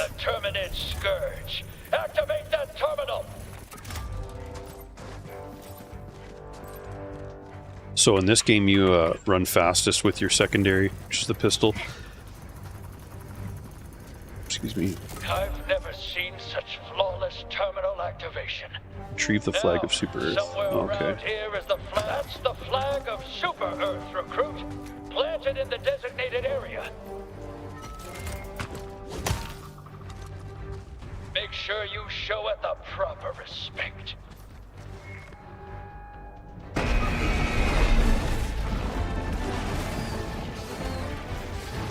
I guess, yeah. Shoot some bugs.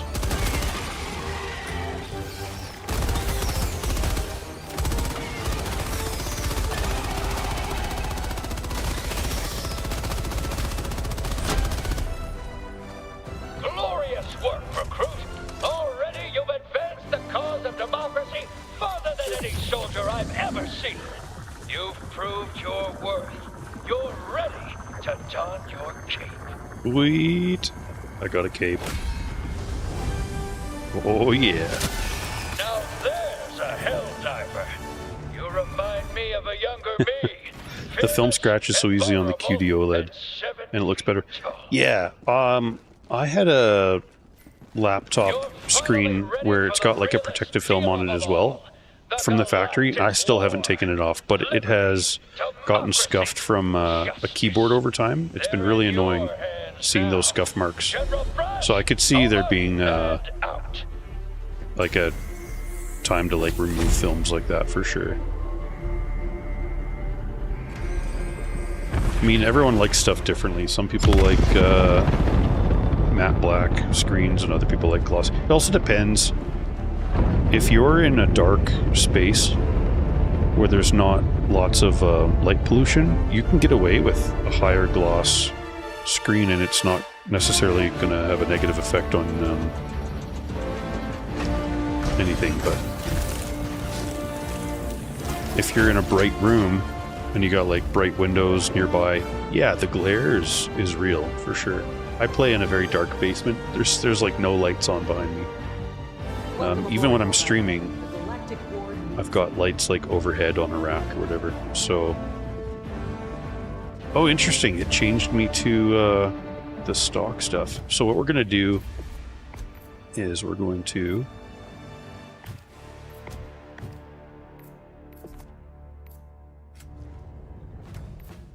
see. That's interesting. I wonder if I. There we go.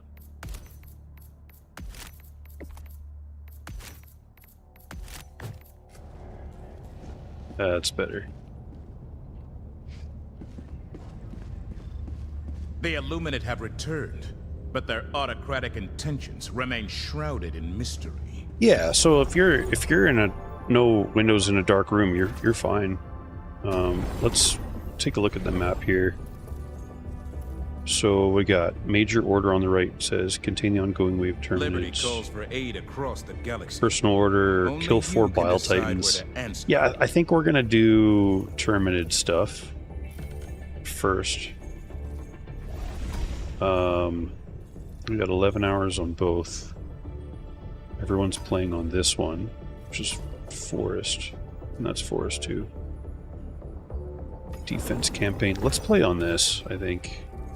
We Do destroy super the hell dive. Illuminate once. We'll just join in with some randoms. We will Initiating FTL jump to the Cirrus system.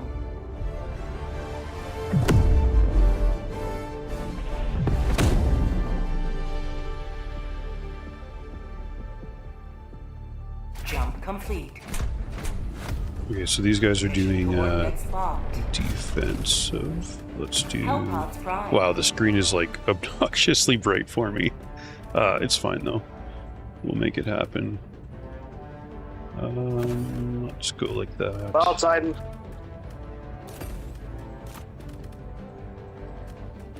These guys some ammo. Thank you. So I'm probably not going to chat too much with these guys, but maybe I will. We'll see. I'd rather chat with you guys. Hi, Danny, it's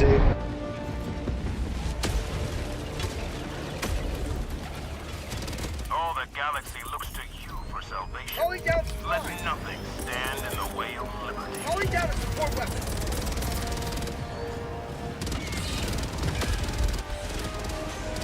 Requesting sentry.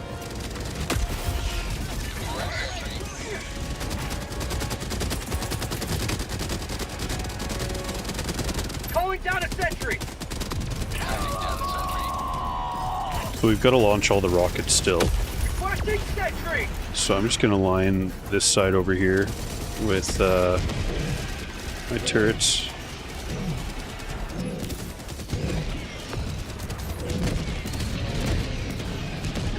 Sounds like we got that guy. Reloading. How'd you like to chase all freedom? Hi, Danny, it's Got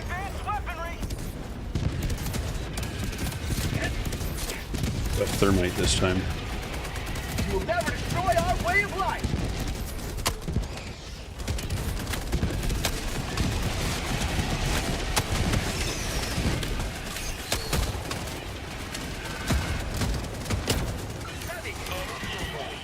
I'll take it.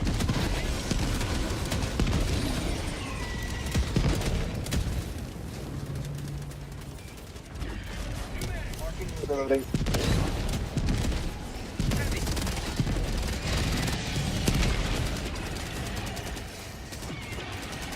I heard that most of the 5 series NVIDIA cards are going to be Putty PTM. Yeah, I really hope so.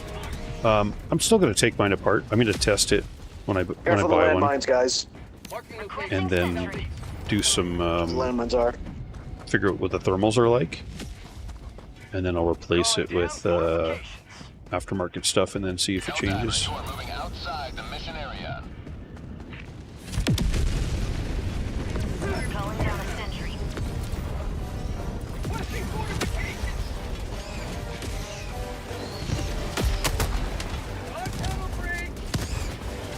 Am in danger. Last reload.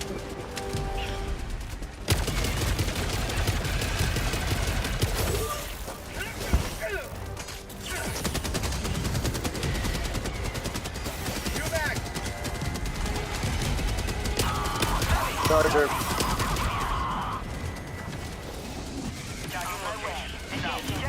Hail there. Heavy, south, close.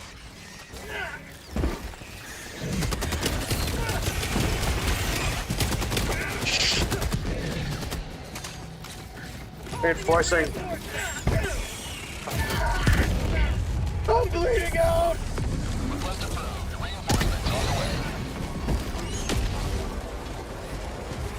Car snuck. Yeah, shit, crazy. Gosh.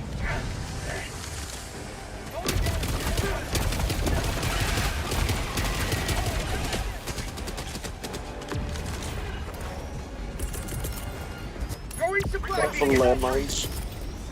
Calling down a sentry. Calling down a support Calling down weapon. a sentry. Calling down a sentry. Requesting sentry. Requesting sentry. But we'll step on the landmine there.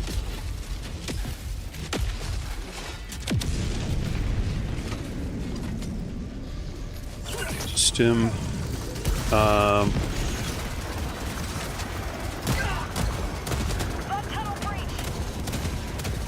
Let's see. You're thinking of a new. Oh, I'm more interested in the DLSS. Yeah, I think now that we're driving monitors with like high resolution, high refresh rate, and all the graphical details, I'm okay with DLSS 4. It's not going to work for Helldivers 2. This thing was built on a antiquated engine, so I won't be able to get much benefit from it in this specific game, but the 5090 will certainly do circles around a 3090, so I'll get a few more frames. And I'm currently on the 3090 right now, and I'm getting, what, between 100 to 120. I don't know what my 1% lows are, nor do I care. Landmines east. Landmines east. Okay, he's putting those over there. Oh, it draws a bit more power. It draws a ton of power. The 5090. It's a thirsty card. Be interesting to see. It's more expensive. 450 watts full tilt. You know, I guess 575 is not that bad. I've done what, close to 500 on my. I think I've gone over 500 on my 3090. I just can't remember off the top of my head what I've been doing for power, but yeah, the 3080 Ti is a slick card. So is the 3090, but I actually don't really need to upgrade. I'm upgrading mostly so I can test what the stock phase change material is going to be like. And I also want to see what kind of... I also want to see what the stock phase change material is like. Requesting sentry. I'm sorry. Got 3 more rockets to launch. If you don't like using frame generation, 5090 doesn't seem like much of an upgrade, especially. Yeah, it's not, but I definitely don't. I don't mind using frame generation. Using a 4090 mobile, and it performs the same as a 3090 performance and everything. It's pretty nuts. Mobile video cards have come a long way.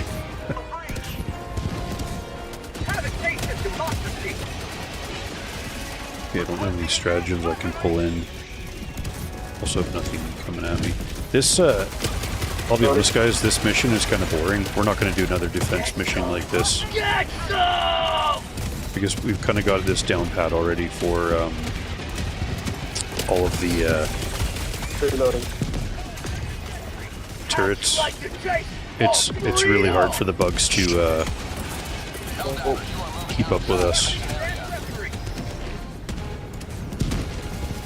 This one, we kind of mastered it. This is a super hell dive level 10, and it's still not hard because everyone's kind of got good turrets and stuff. Means I'm gonna go inside. Right on minefield, southeast. You know what's cool about this game? You can dig holes in the ground if you want. Major jig placement in my position.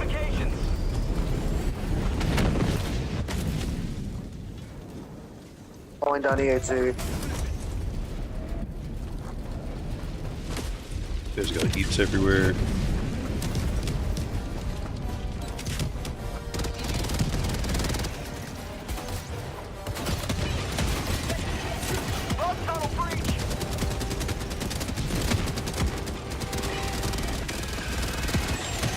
Reloading.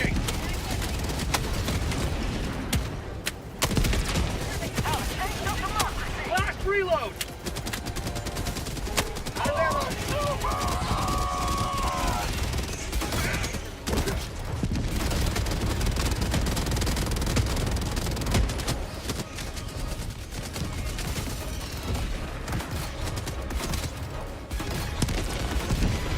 Yeah, this game is fun. This mission is kind of boring for you guys. I got a bug breach on my side. Going 500 kg bomb beast. Reinforcing snark. Someone got me with one of their grenades. Never using GPU at all is perfect. Charger. Hey, how's it going, Lee Lariso? Nice to meet you. Taylor's down. Thank you. Freedom marches on. Thanks to you. You may proceed to extraction. You guys see that? I just bounced it. That expendable anti-tank. Is that something that's always happens? No. Okay. I don't know how I did that, but that's cool. Eat your way. Not doing yet. One's still behind the walls. Calling down supply! Deploying equipment package. Calling down a sentry! Fucking is still calling the bug breach. Calling down a sentry! Calling down a sentry! Sending down sentry. Easy. Do I use hardware accelerated GPU scheduling? What? I think I'm using You want to try to break through? process lasso for some stuff. And it adds input lag. I don't think I have it on for right now. Well, actually I do, yeah. I've got it for OBS. There. See my marker?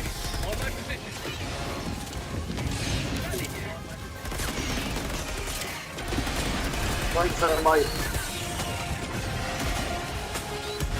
Reinforce CC1. Go to evac. Go to evac. Just go, go, go, go, go.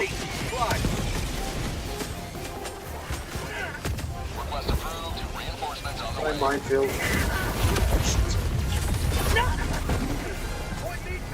Go, go, go, go, go, go, go, go. Put in the gates.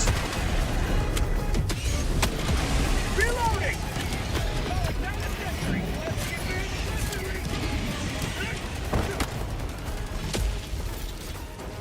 Calling down fortification!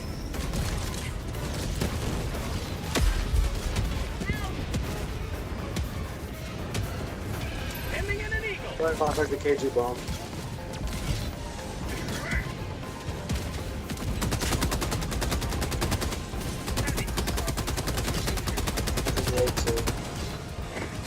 Reloading!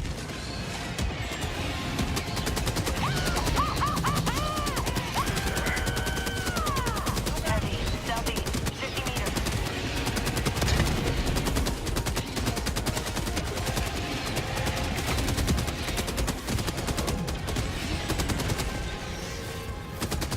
Go ahead and contact the KG.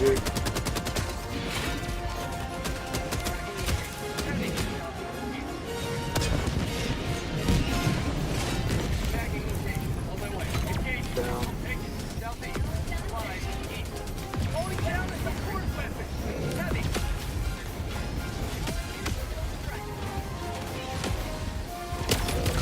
No charger. Get it soon.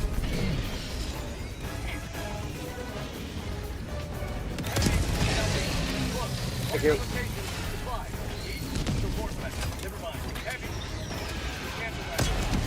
I need a key reload! Steal his stuff. See if there's ammo down here.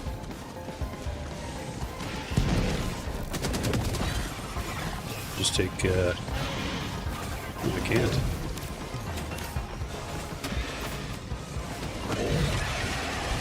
Heavy! On my position.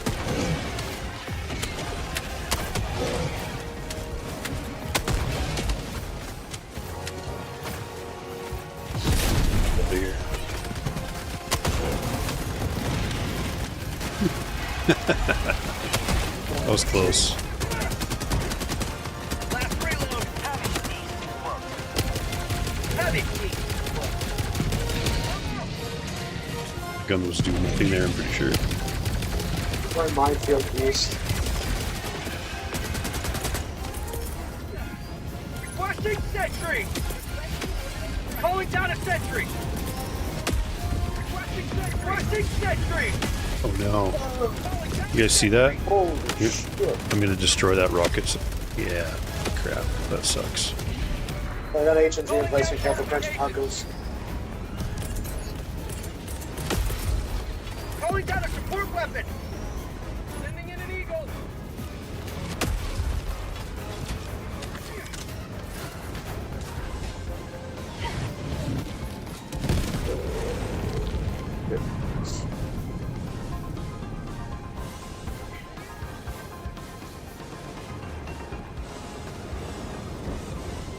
Yeah.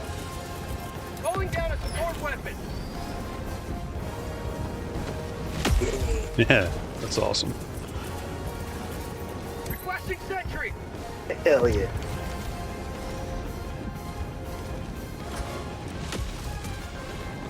I'm out. Yeah, so that's not actually there.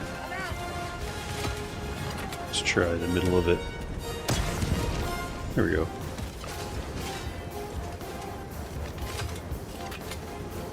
I'm out. Requesting air support.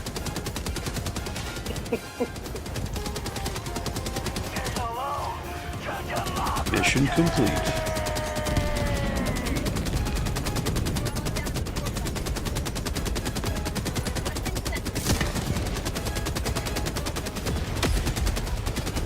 Reloading. Okay. So there's like no more bugs, obviously, but sometimes at the end of a mission, guys will just like sit around and do this for a while. Well, that was a gas. It's cool. I wonder if I can set that shit on fire. Reloading. Nope. Not with that.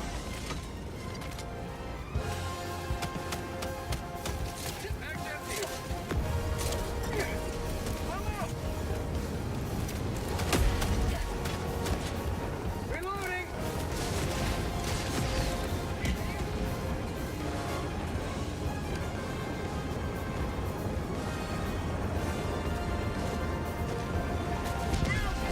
I need a team reload.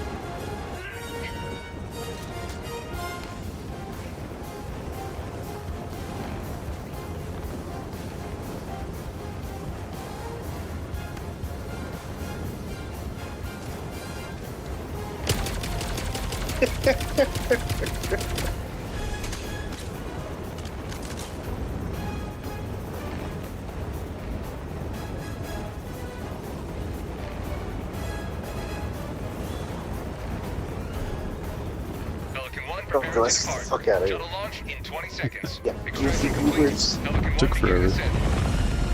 Hardware accelerator in programs is different from hags. Who knows? You can keep hardware acceleration on for browsers and programs, but hags is a situational thing. The situational effects games.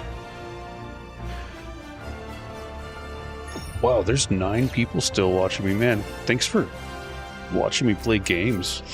I didn't know if you guys would be interested in seeing me play video games or not. I guess mostly because my content is, what, taking apart video cards all the time? And putting putty and phase change, talking about all that stuff. But this is fun too. It's fun. I'll leave these guys though, and I'm gonna do another round. But I'm not gonna do a defense mission because it's like it's not as exciting.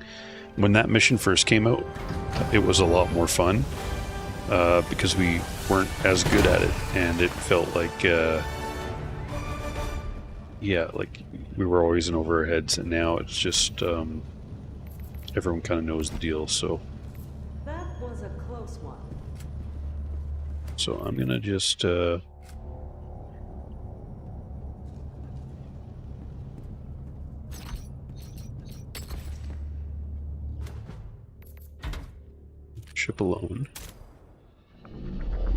And we're gonna load up another round here.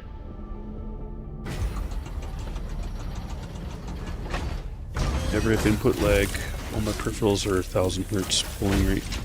Yeah, I'd have to check what polling rate I'm using on my mouse right now, but it's wired, obviously. I used to always want. I always used to have wireless, but we're gonna stick with the bugs. Get rid of the thermite. This is my typical loadout. This armor doesn't actually do a whole lot, but it makes you not flinch, and that's how I like to play. Yeah, let's help this level 86. He's solo right now, so maybe he could use some help. Well, yeah, he's got an SOS, so he definitely needs some assistance. Mission coordinates locked. Couch eyes. Hellpods primed. Engaging orbital thrusters. Oh, yours is 1000 hertz wireless. As a video game community manager, I really like discovering new creators and watching their content. It's incredibly soothing. So, well, welcome to the stream, Darian Vorlik. I typically don't play video games on stream. I play video games all the time, but you know, let's do Jetpack because you guys probably want to see that, and then we'll do Quasar as well, because that's pretty well-rounded. Ooh, you know what? No, not doing that. We'll do that another time. The jetpack is fun, but it's not right for this mission for me, so we're gonna do 500 kg. He's got that. Let's use Helldivers to Hellpods. Man. Repeat. Yeah, we're gonna do ammo. To Hellpods. So yeah, mostly I take video cards apart and test thermal putties, which is a replacement for thermal pads, obviously, and much better than pads. Compresses way better. Let our enemies take no step that is not hindered by the corpse of their comrade. Requesting advanced weaponry! We are here. Calling down Throw a that over sentry. there. Deploying sentry.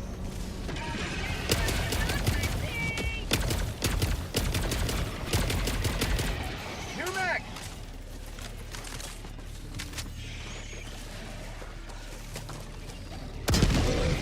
Reloading!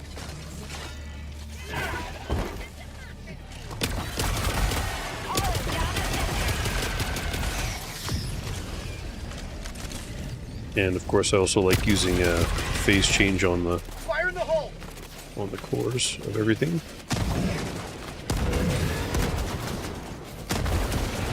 Requesting sentry!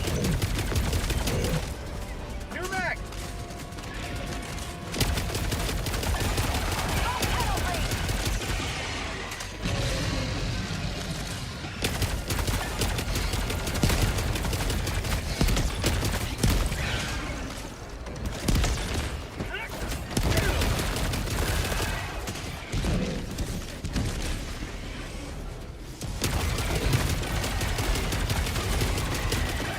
Last reload!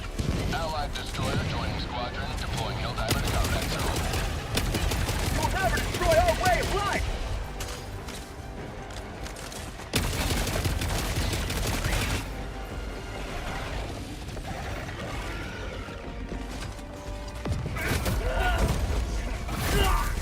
Oh no, I didn't dodge in time. Whoops.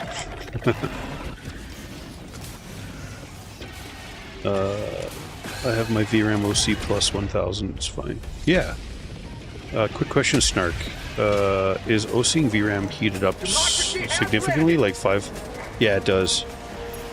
It heats it up significantly. And then to make it stable, you don't want to undervolt your card as much. So pretty much anyone on without you can run an undervolt and like plus 1200 on the VRAM if it's well cooled. So like putty, you know, on the VRAM I would recommend, or a good card. But then, are you really getting good core compression or core contact? But yeah, if you've got putty on the VRAM, you can. Where's my backpack? Missed. Crap. That's not good. Okay, so I don't know where my ammo backpack is, but we're gonna run this here. And we'll Calling down objective.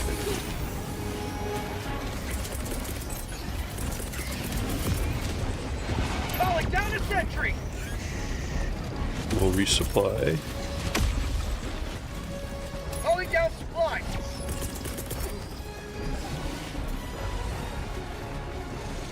Is he gonna follow me?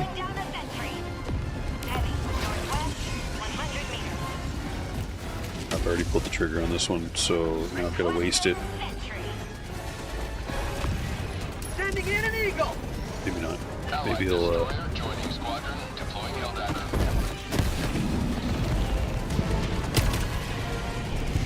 still don't have any ammo. Requesting air support.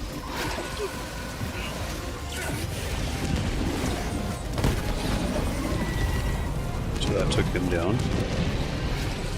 Yeah, so if you are running a mild overclock of like plus 1000 or plus 1200 on the VRAM, probably it's going to be fine on GDDR6X. But as soon as you want to go like plus 1500, plus 2000, you might get 1500 if you had like really good silicon lottery luck. But as soon as you go like you're not going to get a plus 2000 in Windows unless you're giving it more voltage. And what that means is you at least need to not have an undervolt for that to work. And you might even need to increase the core voltage. Now, I don't suggest you bother too much with that, because then you're going to be running your core hotter. But if you wanted to go extreme overclocking, if you want to push your RAM really far, like plus 4000 in Linux, plus 2000 in Windows, then don't undervolt it. Maybe even give it some extra voltage, and you'll find that you'll get your memory more stable. And that's because, at least from my understanding and experience, the memory controller voltage automatically adjusts along with the core voltage. So like on an AMD card, you actually have the option of playing with the voltages for the memory controller separately, and maybe even the memory itself, but you don't have that option on NVIDIA.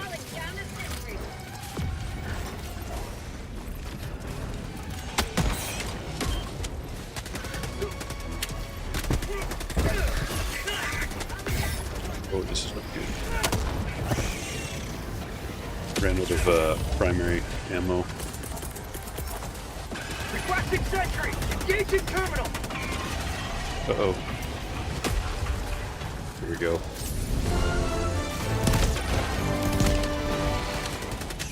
One step closer to mission completion. I need some ammo here, guys. Calling down a sentry. Sending in an eagle. Administering freedom. Those supplies. Request approved. Reinforcements on the way.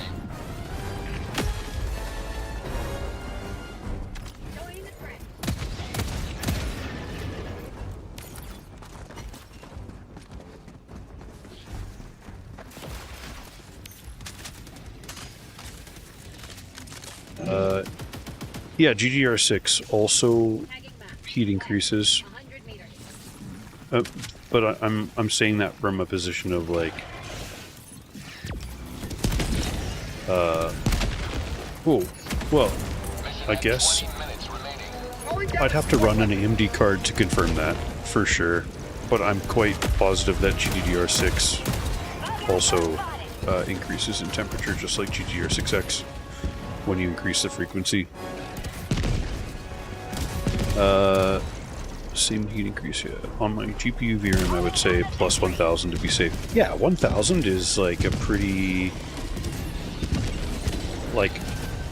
that's a good overclock. Good in that it's probably going to run stable. Because there's nothing worse than being in a game and then having... where are we going here?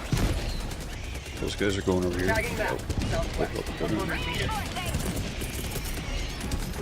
Calling in reinforcements.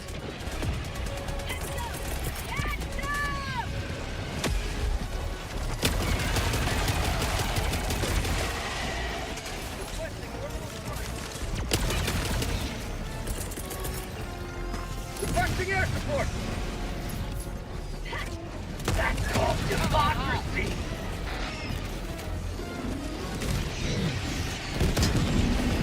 Reloading.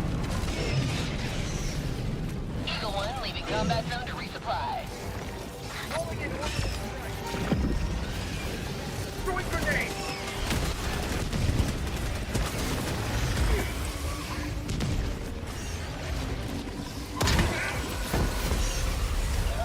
No. I died. Freeman, there's not much.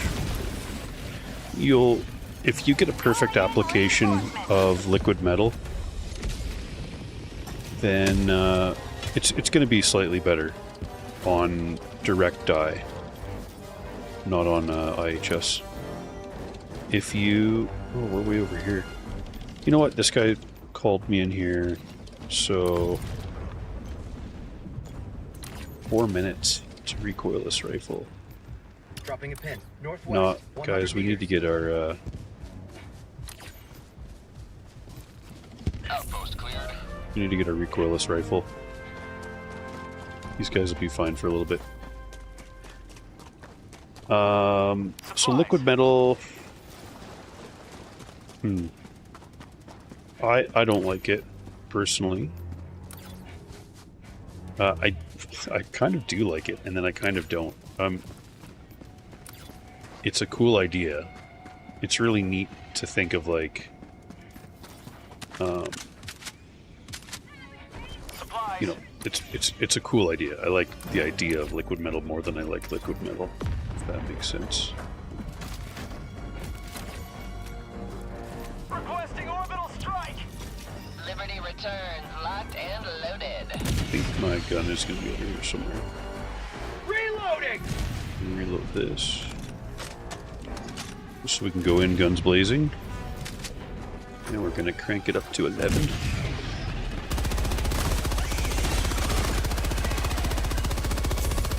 Freedom! Democracy delivered. Requesting sentry. It's fun. Okay, so we got my rifle. Dropping a pin. Southwest. 100 meters.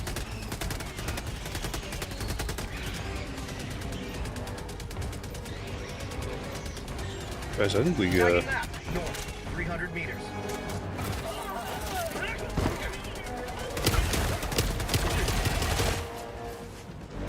we go north, eh?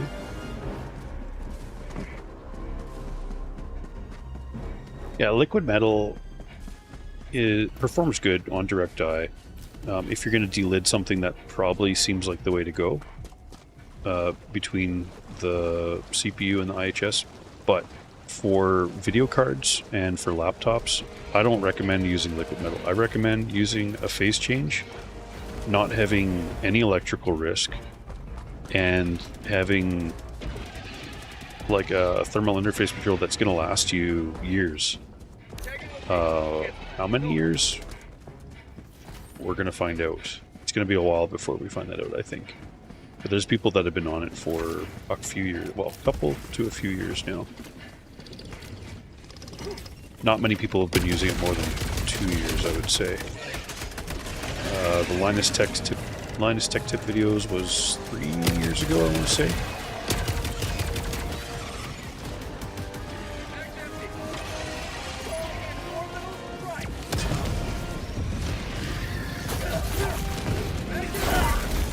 Nope, I didn't get the stim in time. You will never destroy our way of life! I would return the liquid metal. Yeah, I would definitely go phase change for Joining the fray. 95% of the time. Taste of freedom!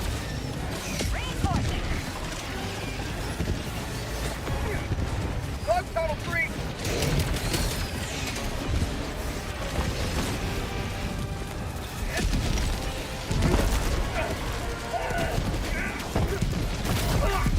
Nope. I wasn't gonna get over there. Calling in reinforcements. Step Yeah. back inbound. Have a taste of democracy!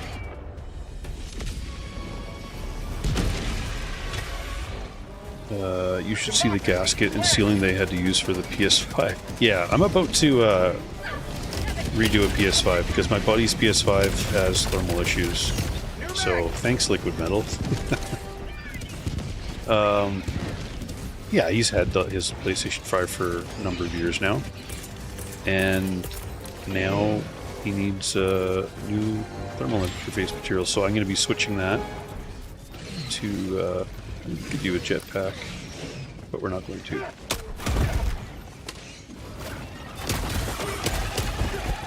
Heavy, on my position.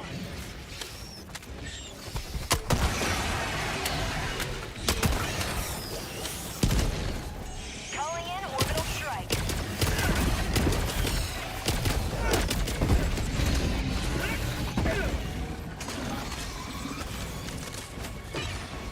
Yeah, there's just a lot of guys around me, so we're gonna do Sending in an eagle. that. We'll go hide behind here.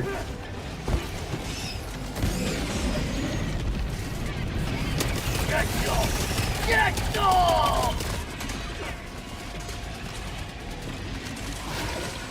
See if I can get my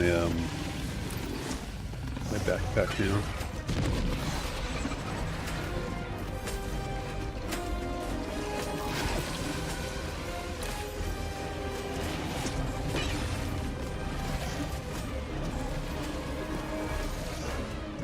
Dropping a pin. Well, Northwest. 100 I'm just meters. gonna have to accept that I don't have my.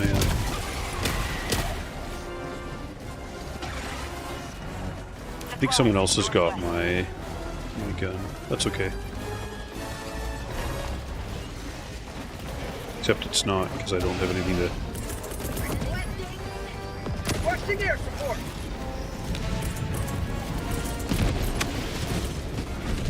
Say hello to democracy. Requesting advanced weaponry. Eagle 1, leaving Requesting combat zone. sentry. Five. Calling down a sentry. Hey, liberty. Throwing supply beacon.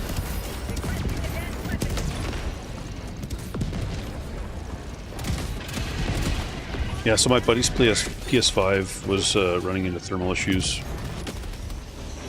and so I told him pretty soon I should probably call him because I'm on days off now. It seems like the time to do a PlayStation 5. You know, I'm tempted to do it on stream, except I've never taken a PlayStation 5 apart. I feel like I'll make a better video if I just take my time. Maybe even make like a guide out of it.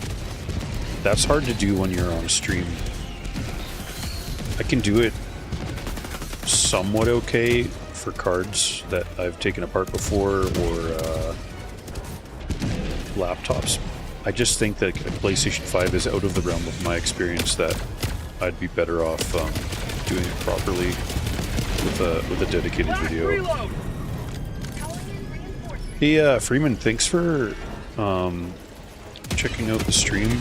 Would share my results in Discord. Yeah, if you're not on the Discord already, the link is in the description. Lots of people there doing some cool stuff with thermal putty and all sorts of stuff. It's a good spot. Thanks for coming today to check out the stream. Yeah.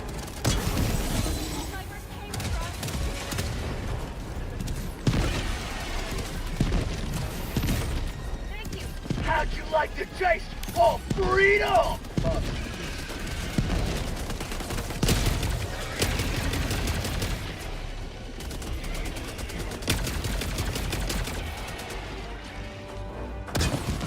Reloading!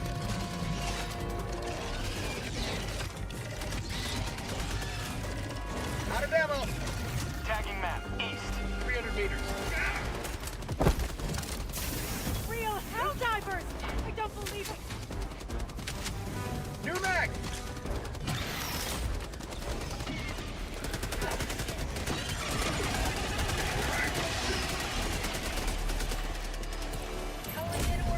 Another step towards galactic liberation. You may extract when ready. Okay, let's do Tagging map. this big bug's nest over there.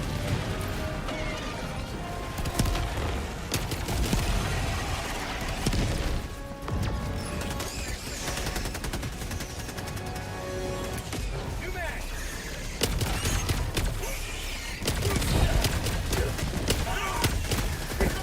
I'm bleeding out!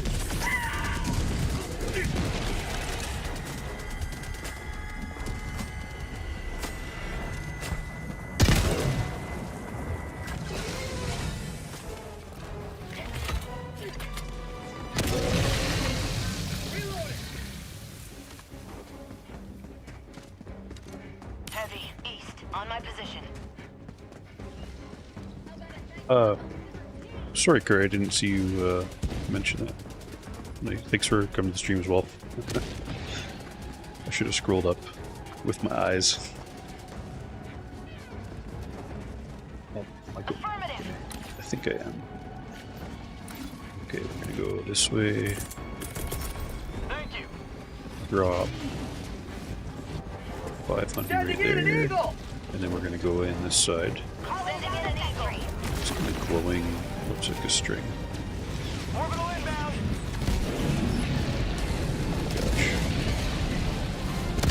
Gosh. Reinforcing. Heavy! South, close. So he might actually be able to fall in on that guy. Looks like he was trying. Fire in the hole! Get some! Get some! Reload safely here.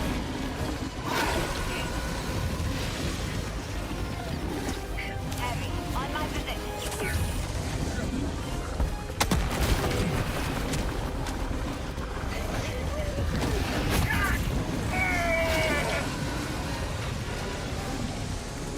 Requesting sentry. Requesting orbital strike! Sometimes you just gotta dance with death, boys. Something I learned from a book series I was reading.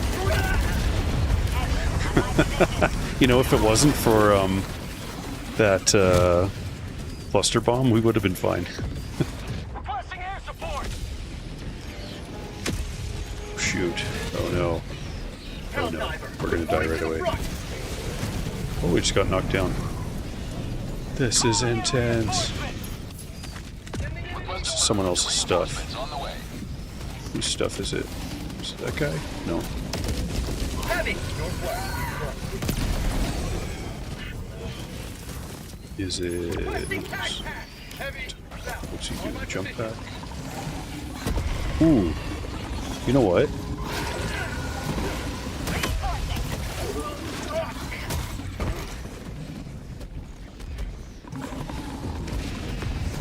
To the sky! Okay, we're definitely going to do jump pack for the rest of this one now. Now that we're in the jump pack. Calling in orbital strike.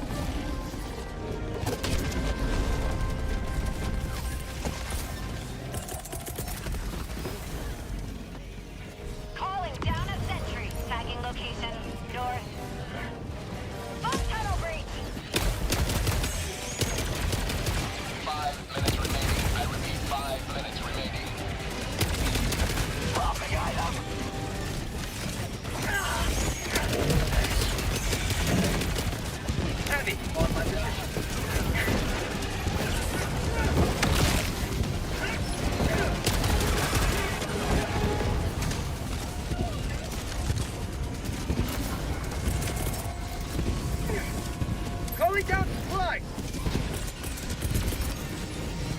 Calling down a sentry! Requesting sentry!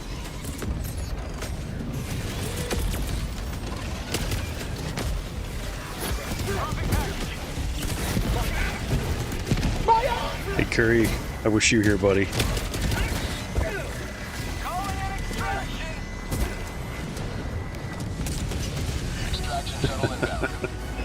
We just shot off a hell bomb that was there. It's definitely time to get out of there. Wait, is there samples?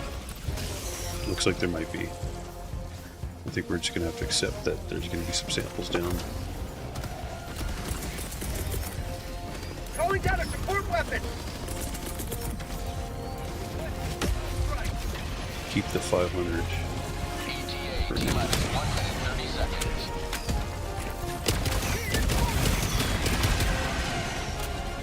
Heavy! Sounds close. Request approved. Deploying reinforcements. That was a miss. Activating jump path! Mag's empty!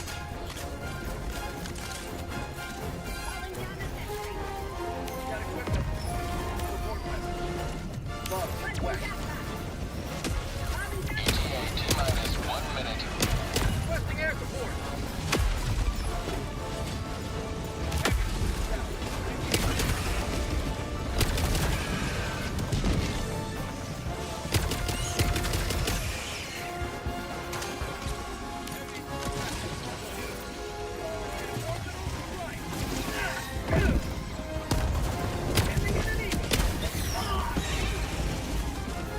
Heavy, south.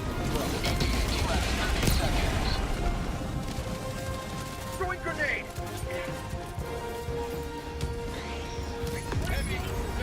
Yeah, it's already dead. I thought it was still alive, maybe. But, with ammo? No. ETA T-minus 10 seconds. Clear landing zone.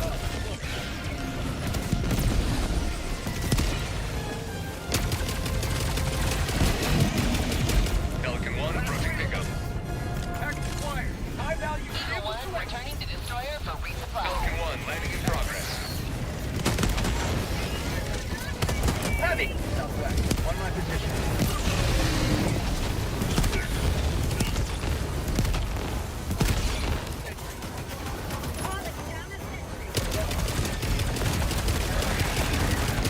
Hot ammo. Two mags. Countdown initiated. Stand by for takeoff. To the sky. Doing supply beacon.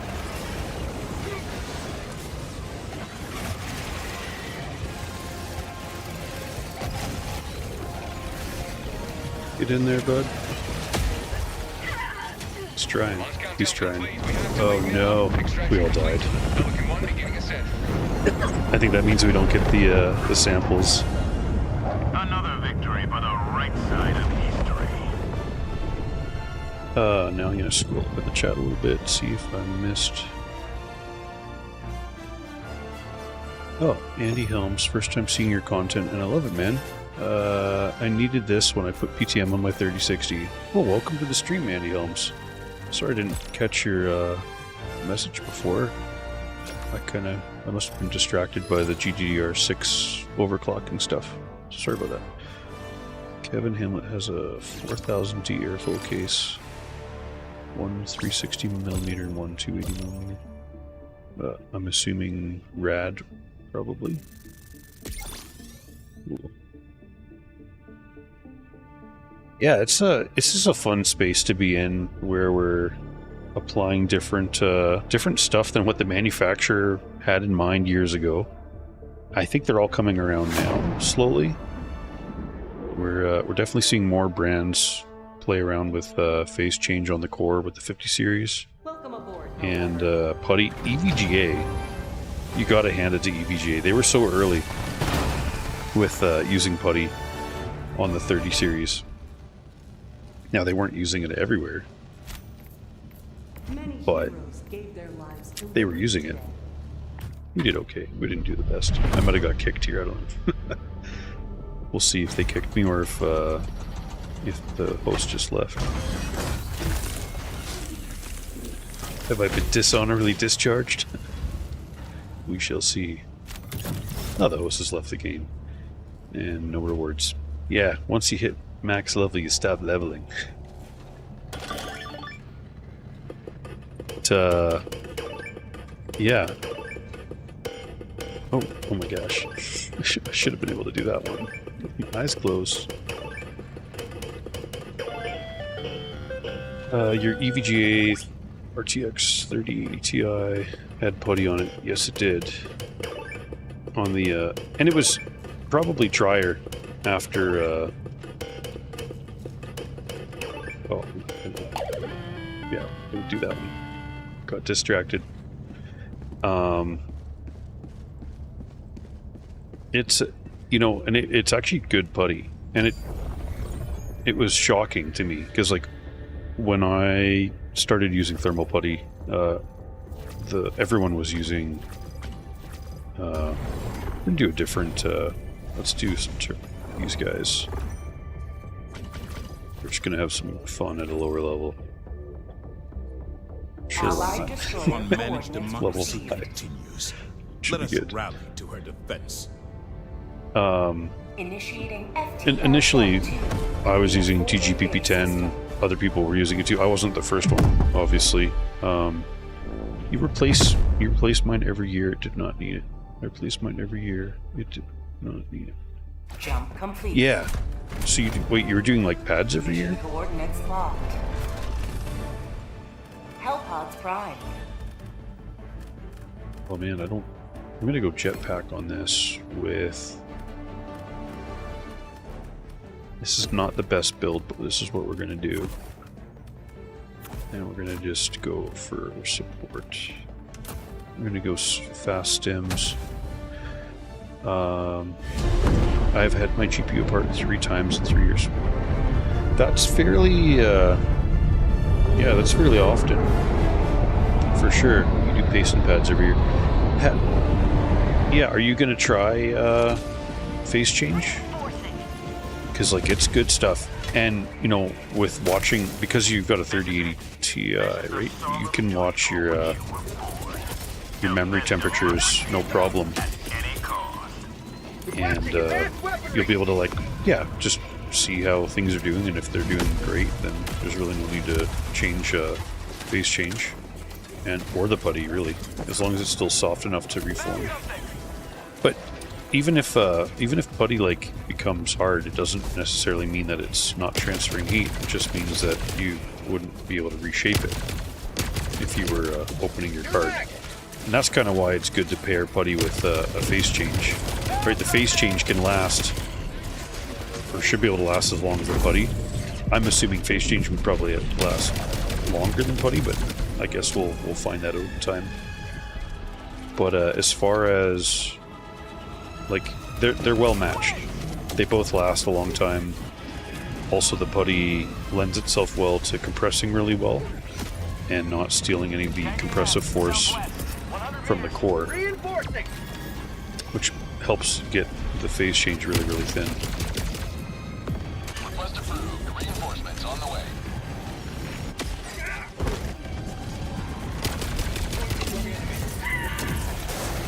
Sending in an eagle!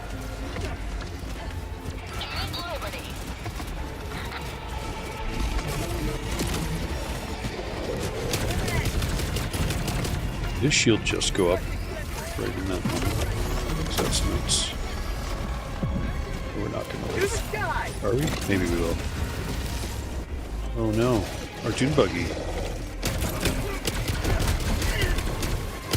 Dune buggy down. Last reload!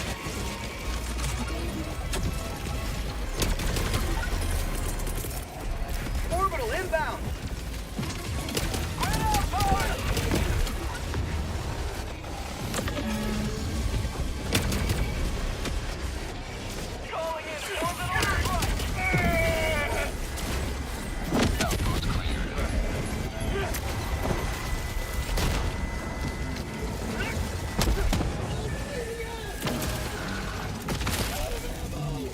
Oh, what am I doing? I've got a laser rifle.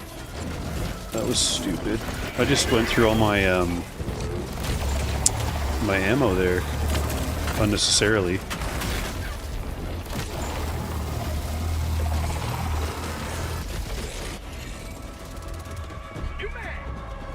Should not have done that. Now we don't have any ammo close by. We do.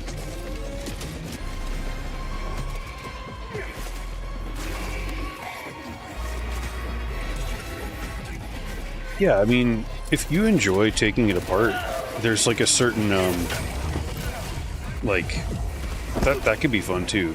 It's not like you have to go with long-lasting stuff if you don't want to. But you can get like 100 grams of very good thermal putty for what, anywhere from like 30 to 40 Canadian dollars. Or you could spend more and get like a different brand. Their pricing's kind of all over the place. You can get some like decent putty that gets really thin and is like a good all-purpose. Can also be used with shims. Would be the Houndseye HY 236. That's a good one if you've got a laptop with really thin gaps, or if you want to do shims. Calling in reinforcement.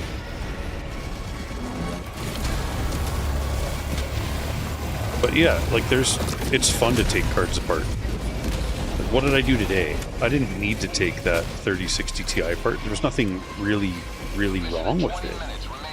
Like the temps weren't direly bad, and I could have just as easily gone to bed a long time ago and gotten a good night's sleep. But I wanted to get on stream, and then I was like, well, I kind of want to do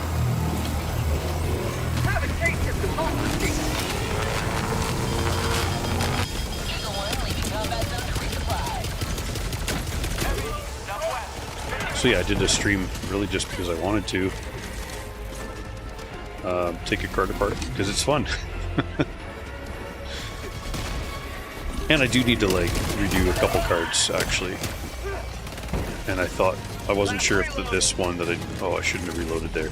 In this game, you actually lose your ammo when you reload. Like if you dump a magazine and if it's full, that ammo's gone. You don't get it back. So I shouldn't have reloaded there a couple times.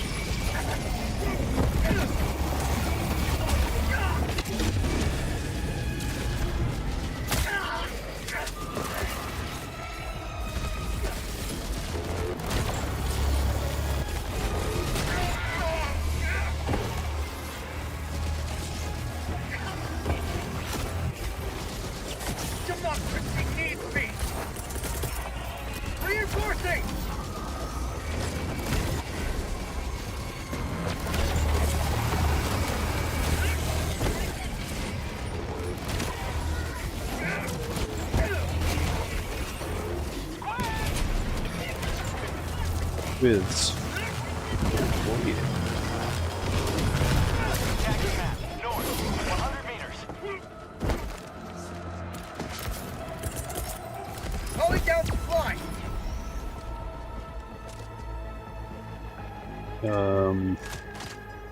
the magazine, if I drop it.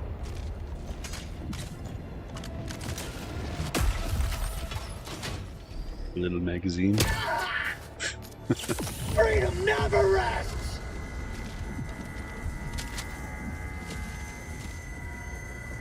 Yeah, you know what? We're going to double tap this.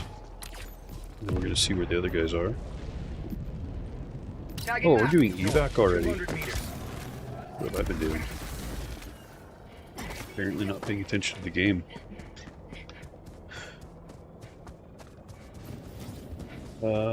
So, I saw how much of an improvement adding copper shims made to cooling.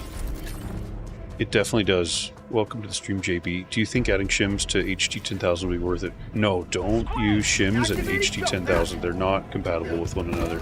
I mean, they are. HT10000, it's great putty. It's great standalone putty.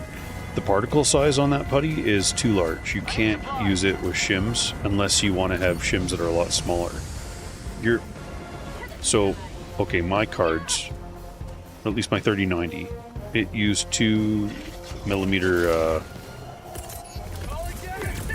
pads from stock.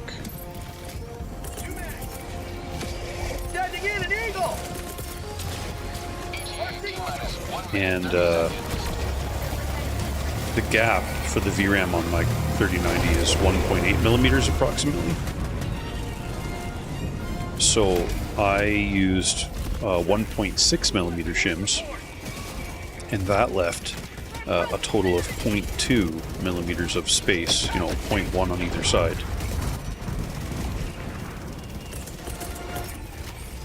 So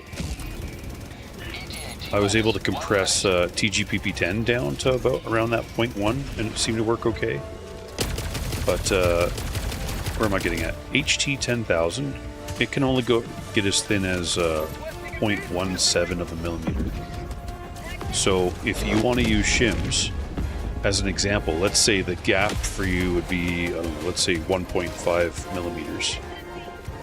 Well, that 0.17, that's like, takes a significant amount of force. I was measuring it with calipers. You might be hard pressed to get it down that thin. You might not get it much thinner than 0.2, 0.25. So you'd have to be safe, you'd have to leave 0.5 of a millimeter of space for the putty on either side, which means your shim would have to be, you know, were we going off 1.5? It'd have to be 1 millimeter thick. You would be better off in that scenario with a 1.5 mil gap. Going with a shim around the 1.2 to 1.3 mark, and then using Houndseye HY236. The putty is dirt cheap. It actually has decent performance, and it can compress all the way down to 0.03 of a millimeter, which is basically on par with where we're expecting to see PTM7950 go. So yeah, if you want to go shims, don't use the top of the chart putties. Use, currently my only recommendation for thin gaps is the Houndseye stuff. I wouldn't use Houndseye on, you know, GDDR6X with a 2mm gap. It's actually fine. It actually performs slightly better than G-Lit Extremes, which is kind of impressive when you think about it.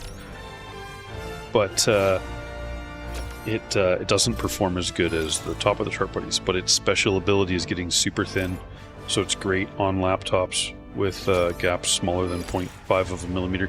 That's been my like standard recommendation lately, and I might adjust that 0.5 at a later date. We'll see. I've got to test. I've got to find a way of testing how much force it takes to compress stuff, though. So basically, you don't want to get in a scenario where you've like spent all this time in engineering cooling the VRAM and then end up with bad core contact.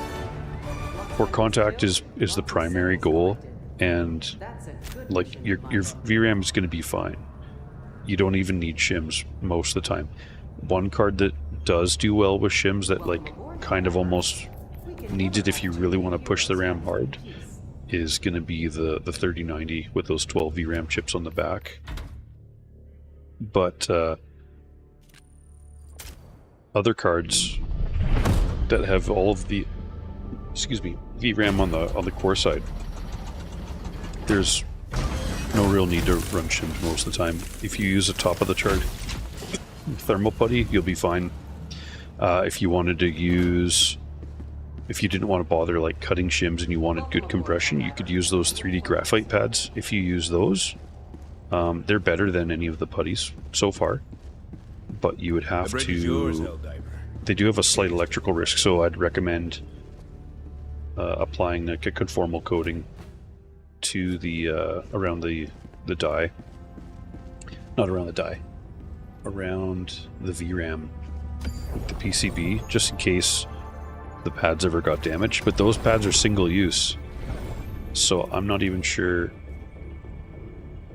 if I mean, you pretty much have to put them in there and just like leave it alone. If you do a card with those 3D graphite pads, it works great, but then just leave it alone after Allied that destroyer coordinates until your received. thermals get bad. So definitely pair that with like a phase change. And again, I would recommend using a conformal coating. I'm going to be taking a card apart in the near future here that's been together with those pads for a couple years now. And I need to just chat with my buddy, and I've been bad about getting back in touch with him for that lately, but I'm gonna do the same build, except this time we're gonna do a nuke and that, and the go fast stems.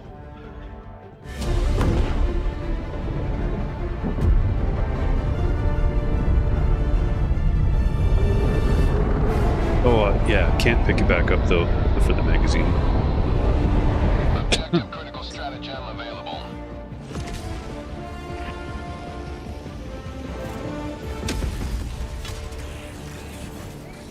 You are the best of the best. Live up to your name. Live up to freedom. Rare sample collected. Where's the, I'm just gonna be over there. What's going on? We've got a little bit of lag happening here.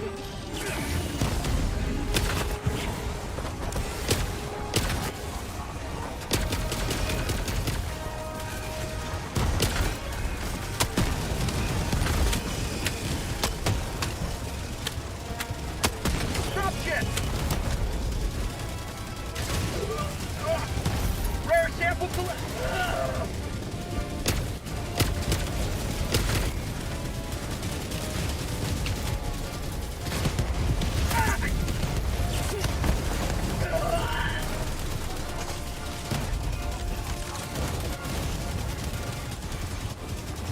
I got the terminal.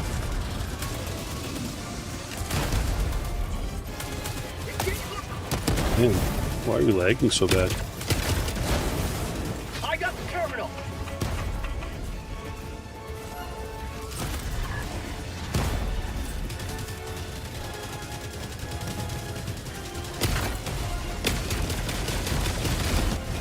How'd you like to chase all freedom? Critical stratagem available.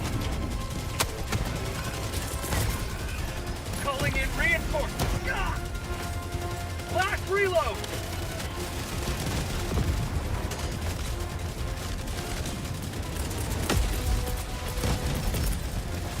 Joining the fray. Calling in a hellbomb.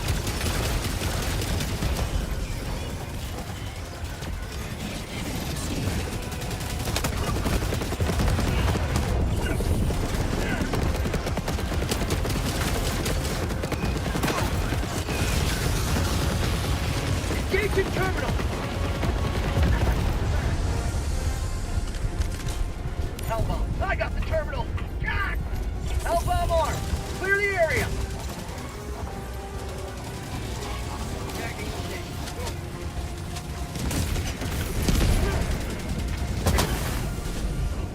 I need your dim. Bot asset destroyed. Sorry, I wasn't really paying attention to you guys much there. Sending in an eagle. Ah! Requesting advanced weaponry. Let's get some guns, Aircraft eh? inbound. Marking location. Northeast. Calling down a support weapon. Throwing supply beacon.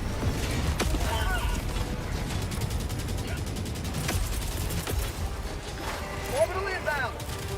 Tagging location. Danger. Southeast. Out of stims.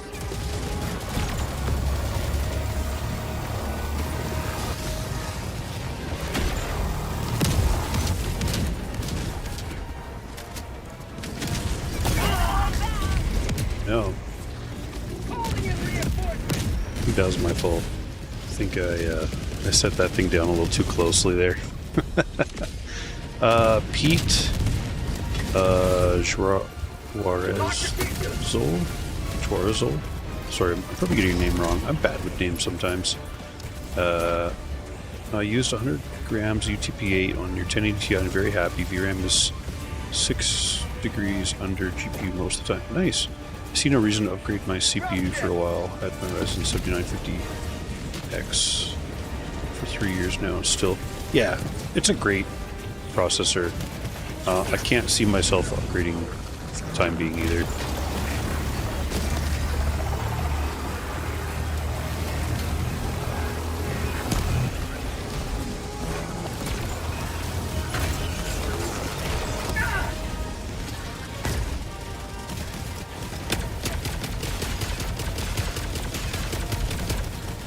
Pistols over there. Bag's empty. Activating. Go back.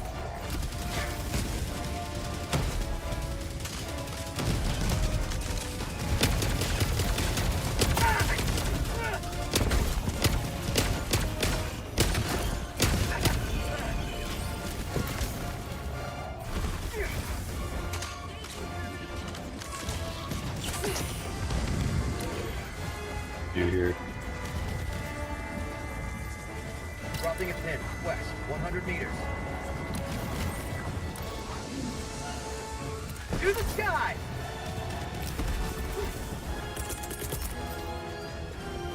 Requesting air support. Unleashing democracy.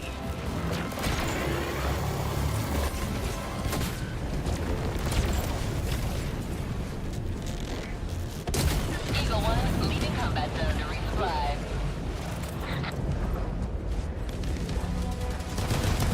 Got a sample.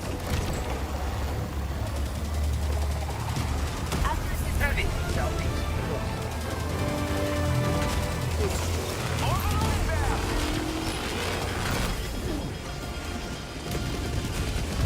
Sometimes you gotta cook the cord to take those guys out.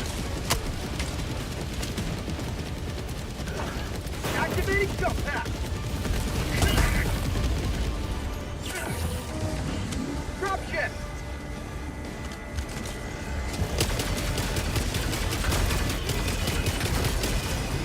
New mag. Dropping a pin. South, 200 meters. Last reload.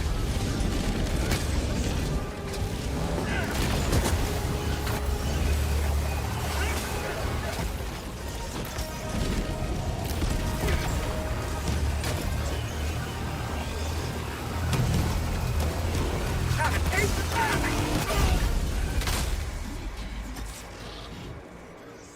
Reinforcing. There's another bomb there. Yeah, thanks for the threat. No problem, man. Internet issues. Are you having internet issues, or was it maybe my lag that was... Yeah. What are we trying to do here, guys? Start fuel pumps. Yeah, let's go there. We're gonna get stuff in a couple minutes here. I don't need to run all the way back for that. We can get that when we launch the nuke, I think. But let's go check out what this is over here. Can't do that one. Mission at 20 minutes remaining. I could, but it would be... Sending in an eagle. Here comes the cavalry.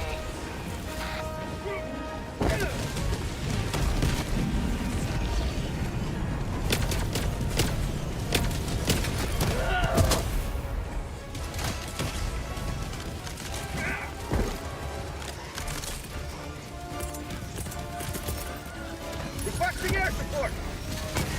Democracy's on its way.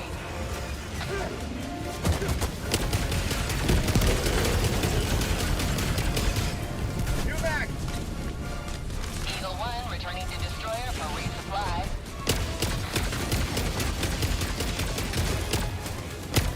Say hello to democracy.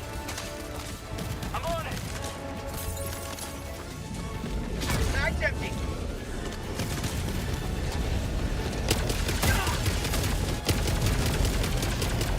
I'm on heavy. No, look. Requesting orbital. My body. I'm on it. Just gonna run this way for a sec. Okay, Okay. Ooh, those guys got that. I'm gonna let that thing cook. And we're gonna go to the nuke.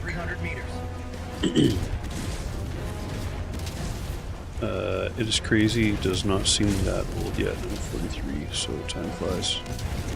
3 years for the 7950X. Yeah, that is kind of nuts to think about that being 3 years old. Oh, you know what? We can get our Tagging map. North. let's go up here and get our stuff. Must defend prosperity. Got some stims so we can run a little faster. Tagging map. Northeast. Because those guys are just going to clear up that side.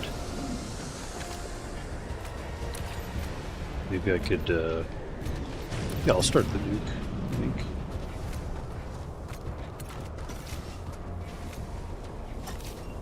I mean, I just got, well, maybe someone else wants a jetpack, so I'll share my jetpack with them. I'm here now, so I may as well grab the stuff.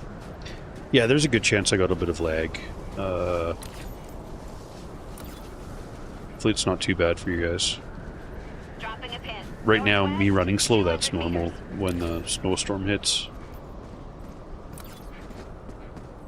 Because we're gaming in 2K and we're streaming in 4K. And I forgot to, oh man, I forgot to apply my my gaming overclock. Oh, no wonder. Actually, this is not bad for me. Package acquired. Dropping package. To the sky.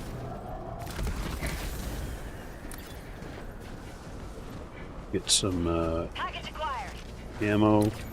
Dropping package.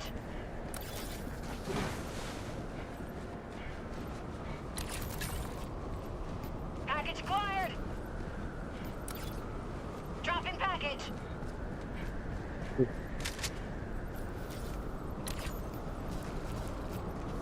Package acquired.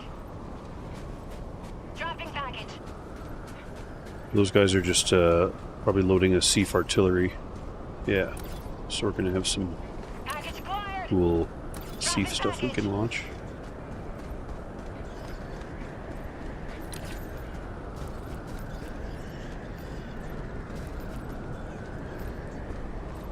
Package acquired. Dropping package. I think that's just the panel. That little chirping. Yeah, I don't need to do anything. I kind of wish they'd fix that. Package acquired. Dropping package. To the sky. Sending in an eagle. Reloading. It's kind of a waste of food. Administering freedom.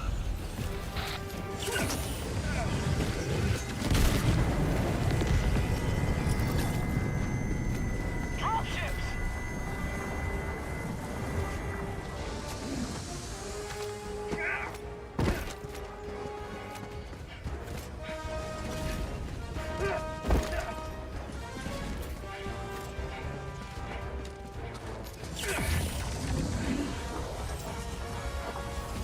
Rare sample collected.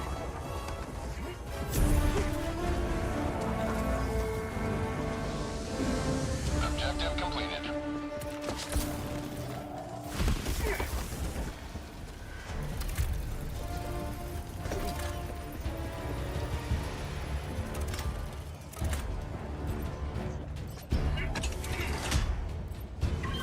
I'm on it.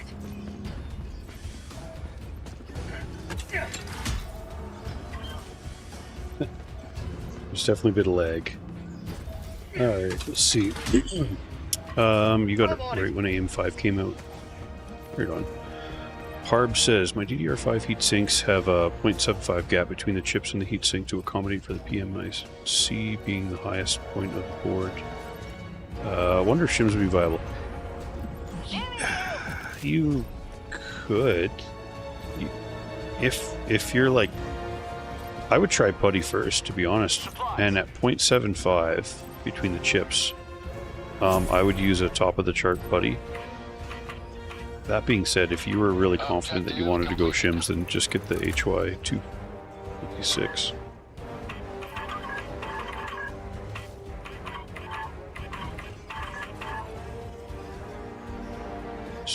Did I miss one? Oh my gosh. Tagging I map. missed one. East, 300 meters.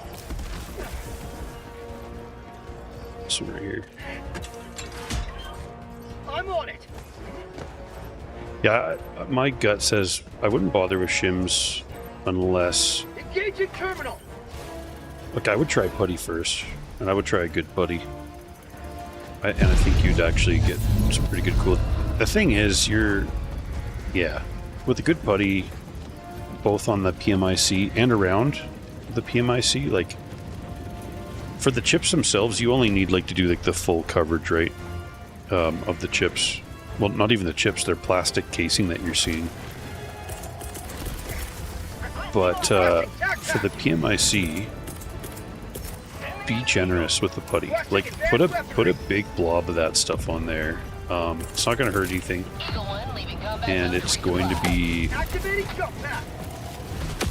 way better if you are generous with the putty around there. You're going to get like as much heat out of that thing, because that's the hot spot, right, on your DDR5.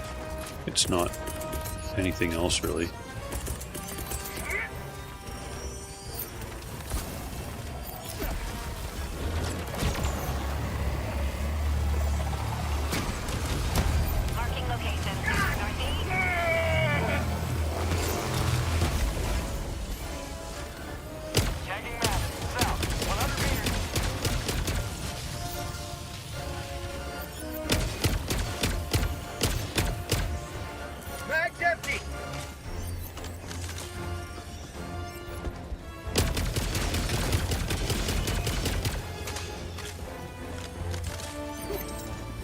Sample collected! To the sky! Bot asset destroyed. Objective Orbital located. inbound! North. Firing orbital barrage. Clear the area. I got the terminal!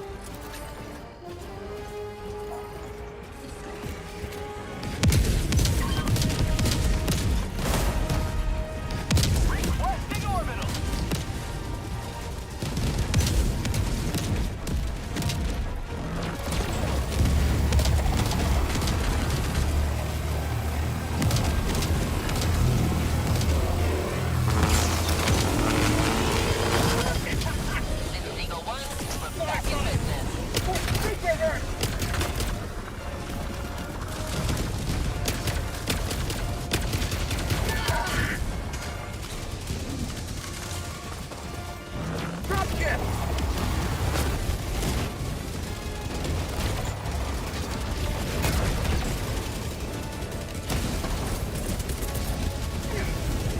Air support!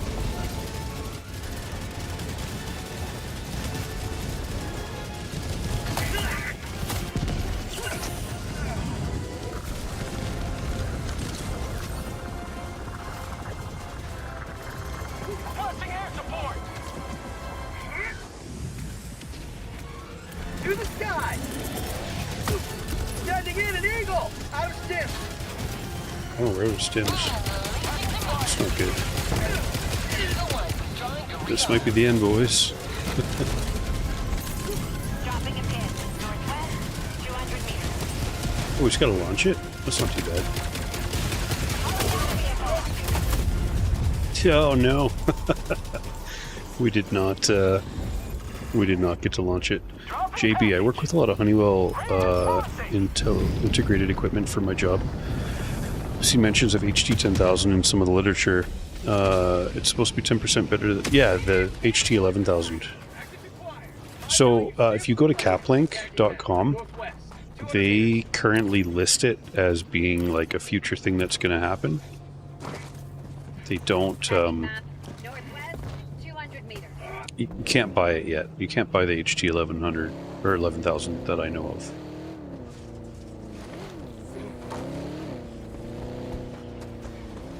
Okay.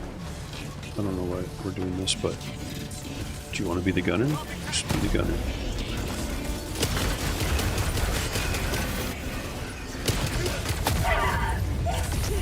Maybe that was a bad idea. Allied destroyer joining squadron. Deploying Helldiver to combat zone.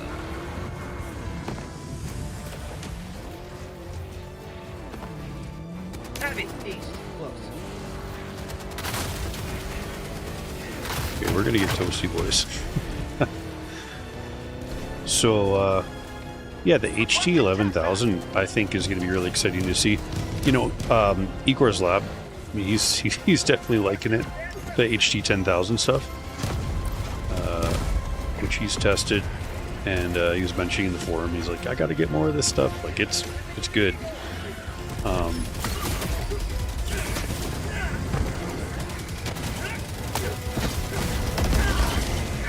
Oh no! All right, we got to get out of here. Totally.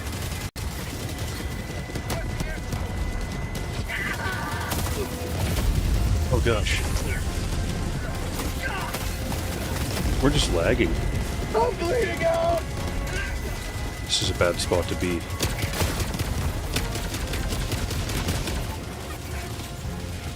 Brandon! I'm losing something! Nope. Hopefully that guy gets it. Yeah, he does. Nice. You're wondering if super glue makes good thermal paste. LOL, try it and let me know. Yeah, I'll just put that on my my test card. Why not? So there's a company called Tech Ingredients, I want to say, and they were making they made their own thermal paste, and they shared their recipe for it.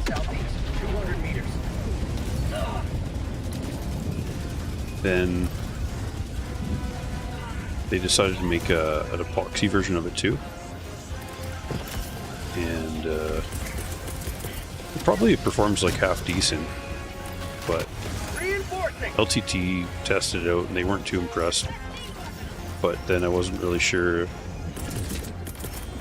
how good of testing they'd actually done on it, or if they were just giving it, yeah, I don't know. I don't know if they did like solid testing. Let's get in here with these guys and we'll drive. Reloading!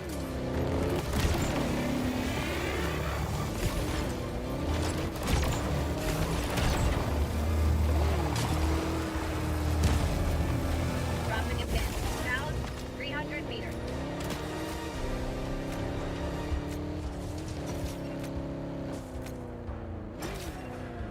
More weapon.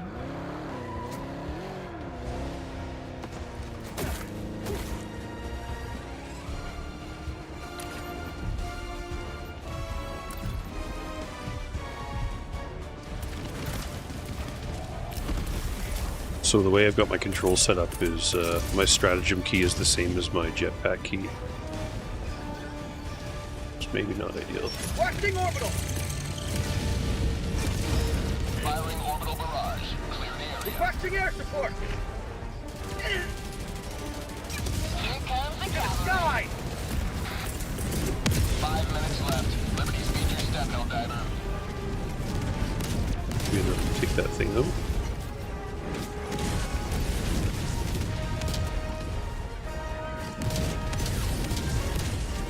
You wonder what uncured UV resin would do.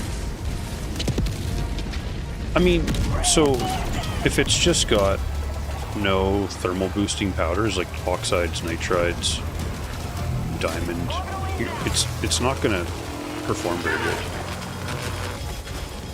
Only saving factor is you might get something that gets really thin.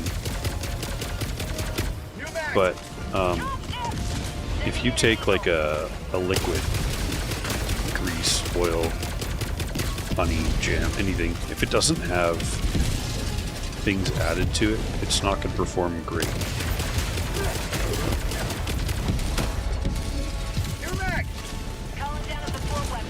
And it's not just the material that gets added, it's like how much, it's also the size of the particles.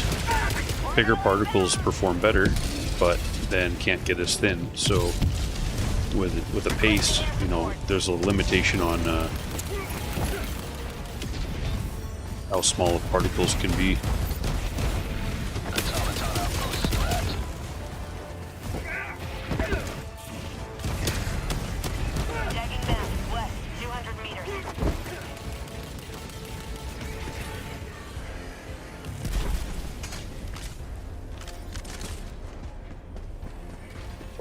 Yeah.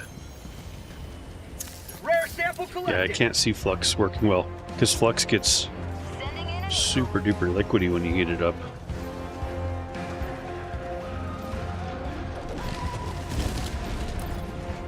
Tagging map. Southwest, 200 meters.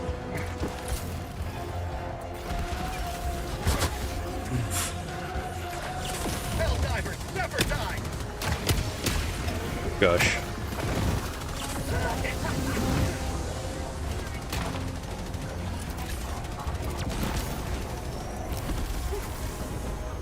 Tagging location, southwest.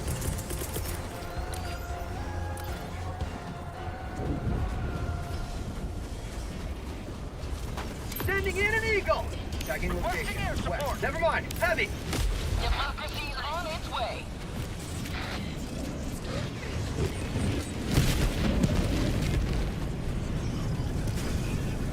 Eagle 1 withdrawing to rearm. Last reload!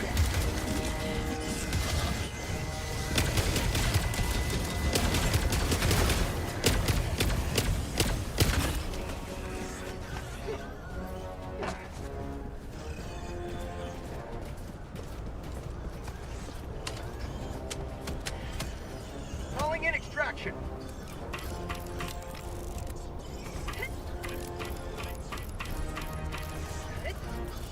Extraction shuttle inbound. Activating. Looks like my son's waking up. Tac inbound. Shutting down equipment. Calling down a support weapon. Still have Z3 out there. Tagging map. West. Far. Need ammo. ETA T-minus 2 minutes and 30 Because I seconds. wasn't using my bow enough. Or my laser.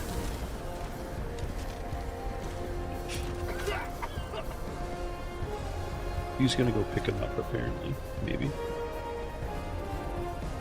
Dead 3, I'm gonna pick you up in my car. Okay.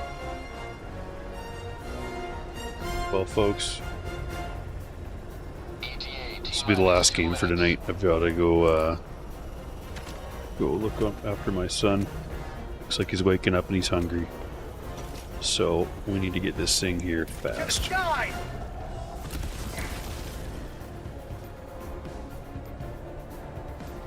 Tagging map. West. Close.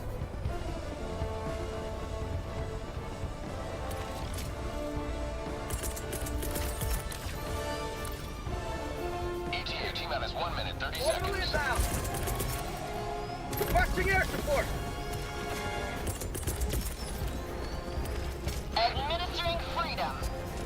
Tac back. Inbound.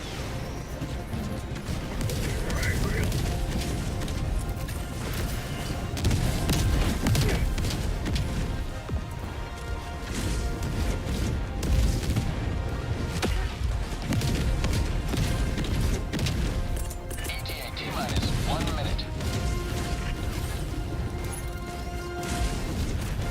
Reloading. Just gotta look for any unexploded bombs.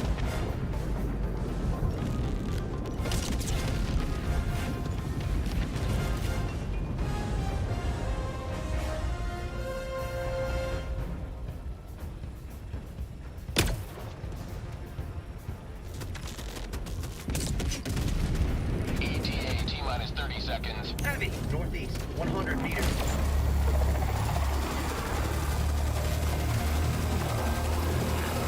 ETA T-minus 20 seconds. Out of ammo.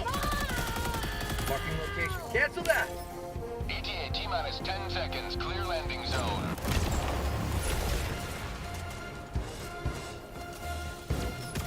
Reloading. Pelican 1 arriving at coordinates.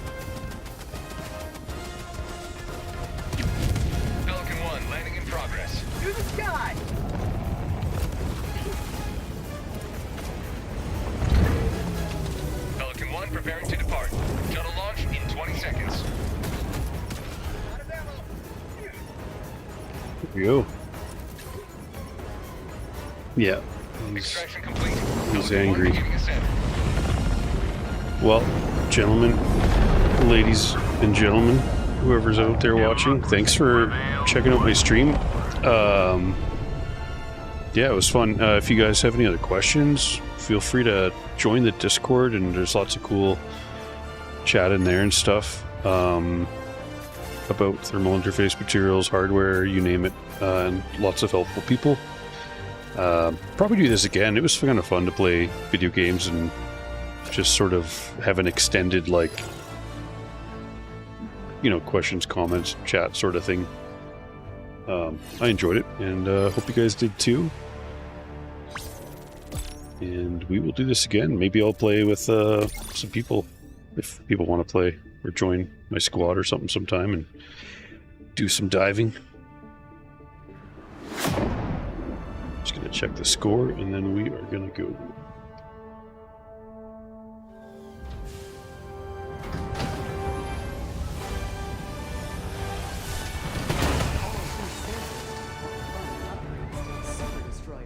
Times.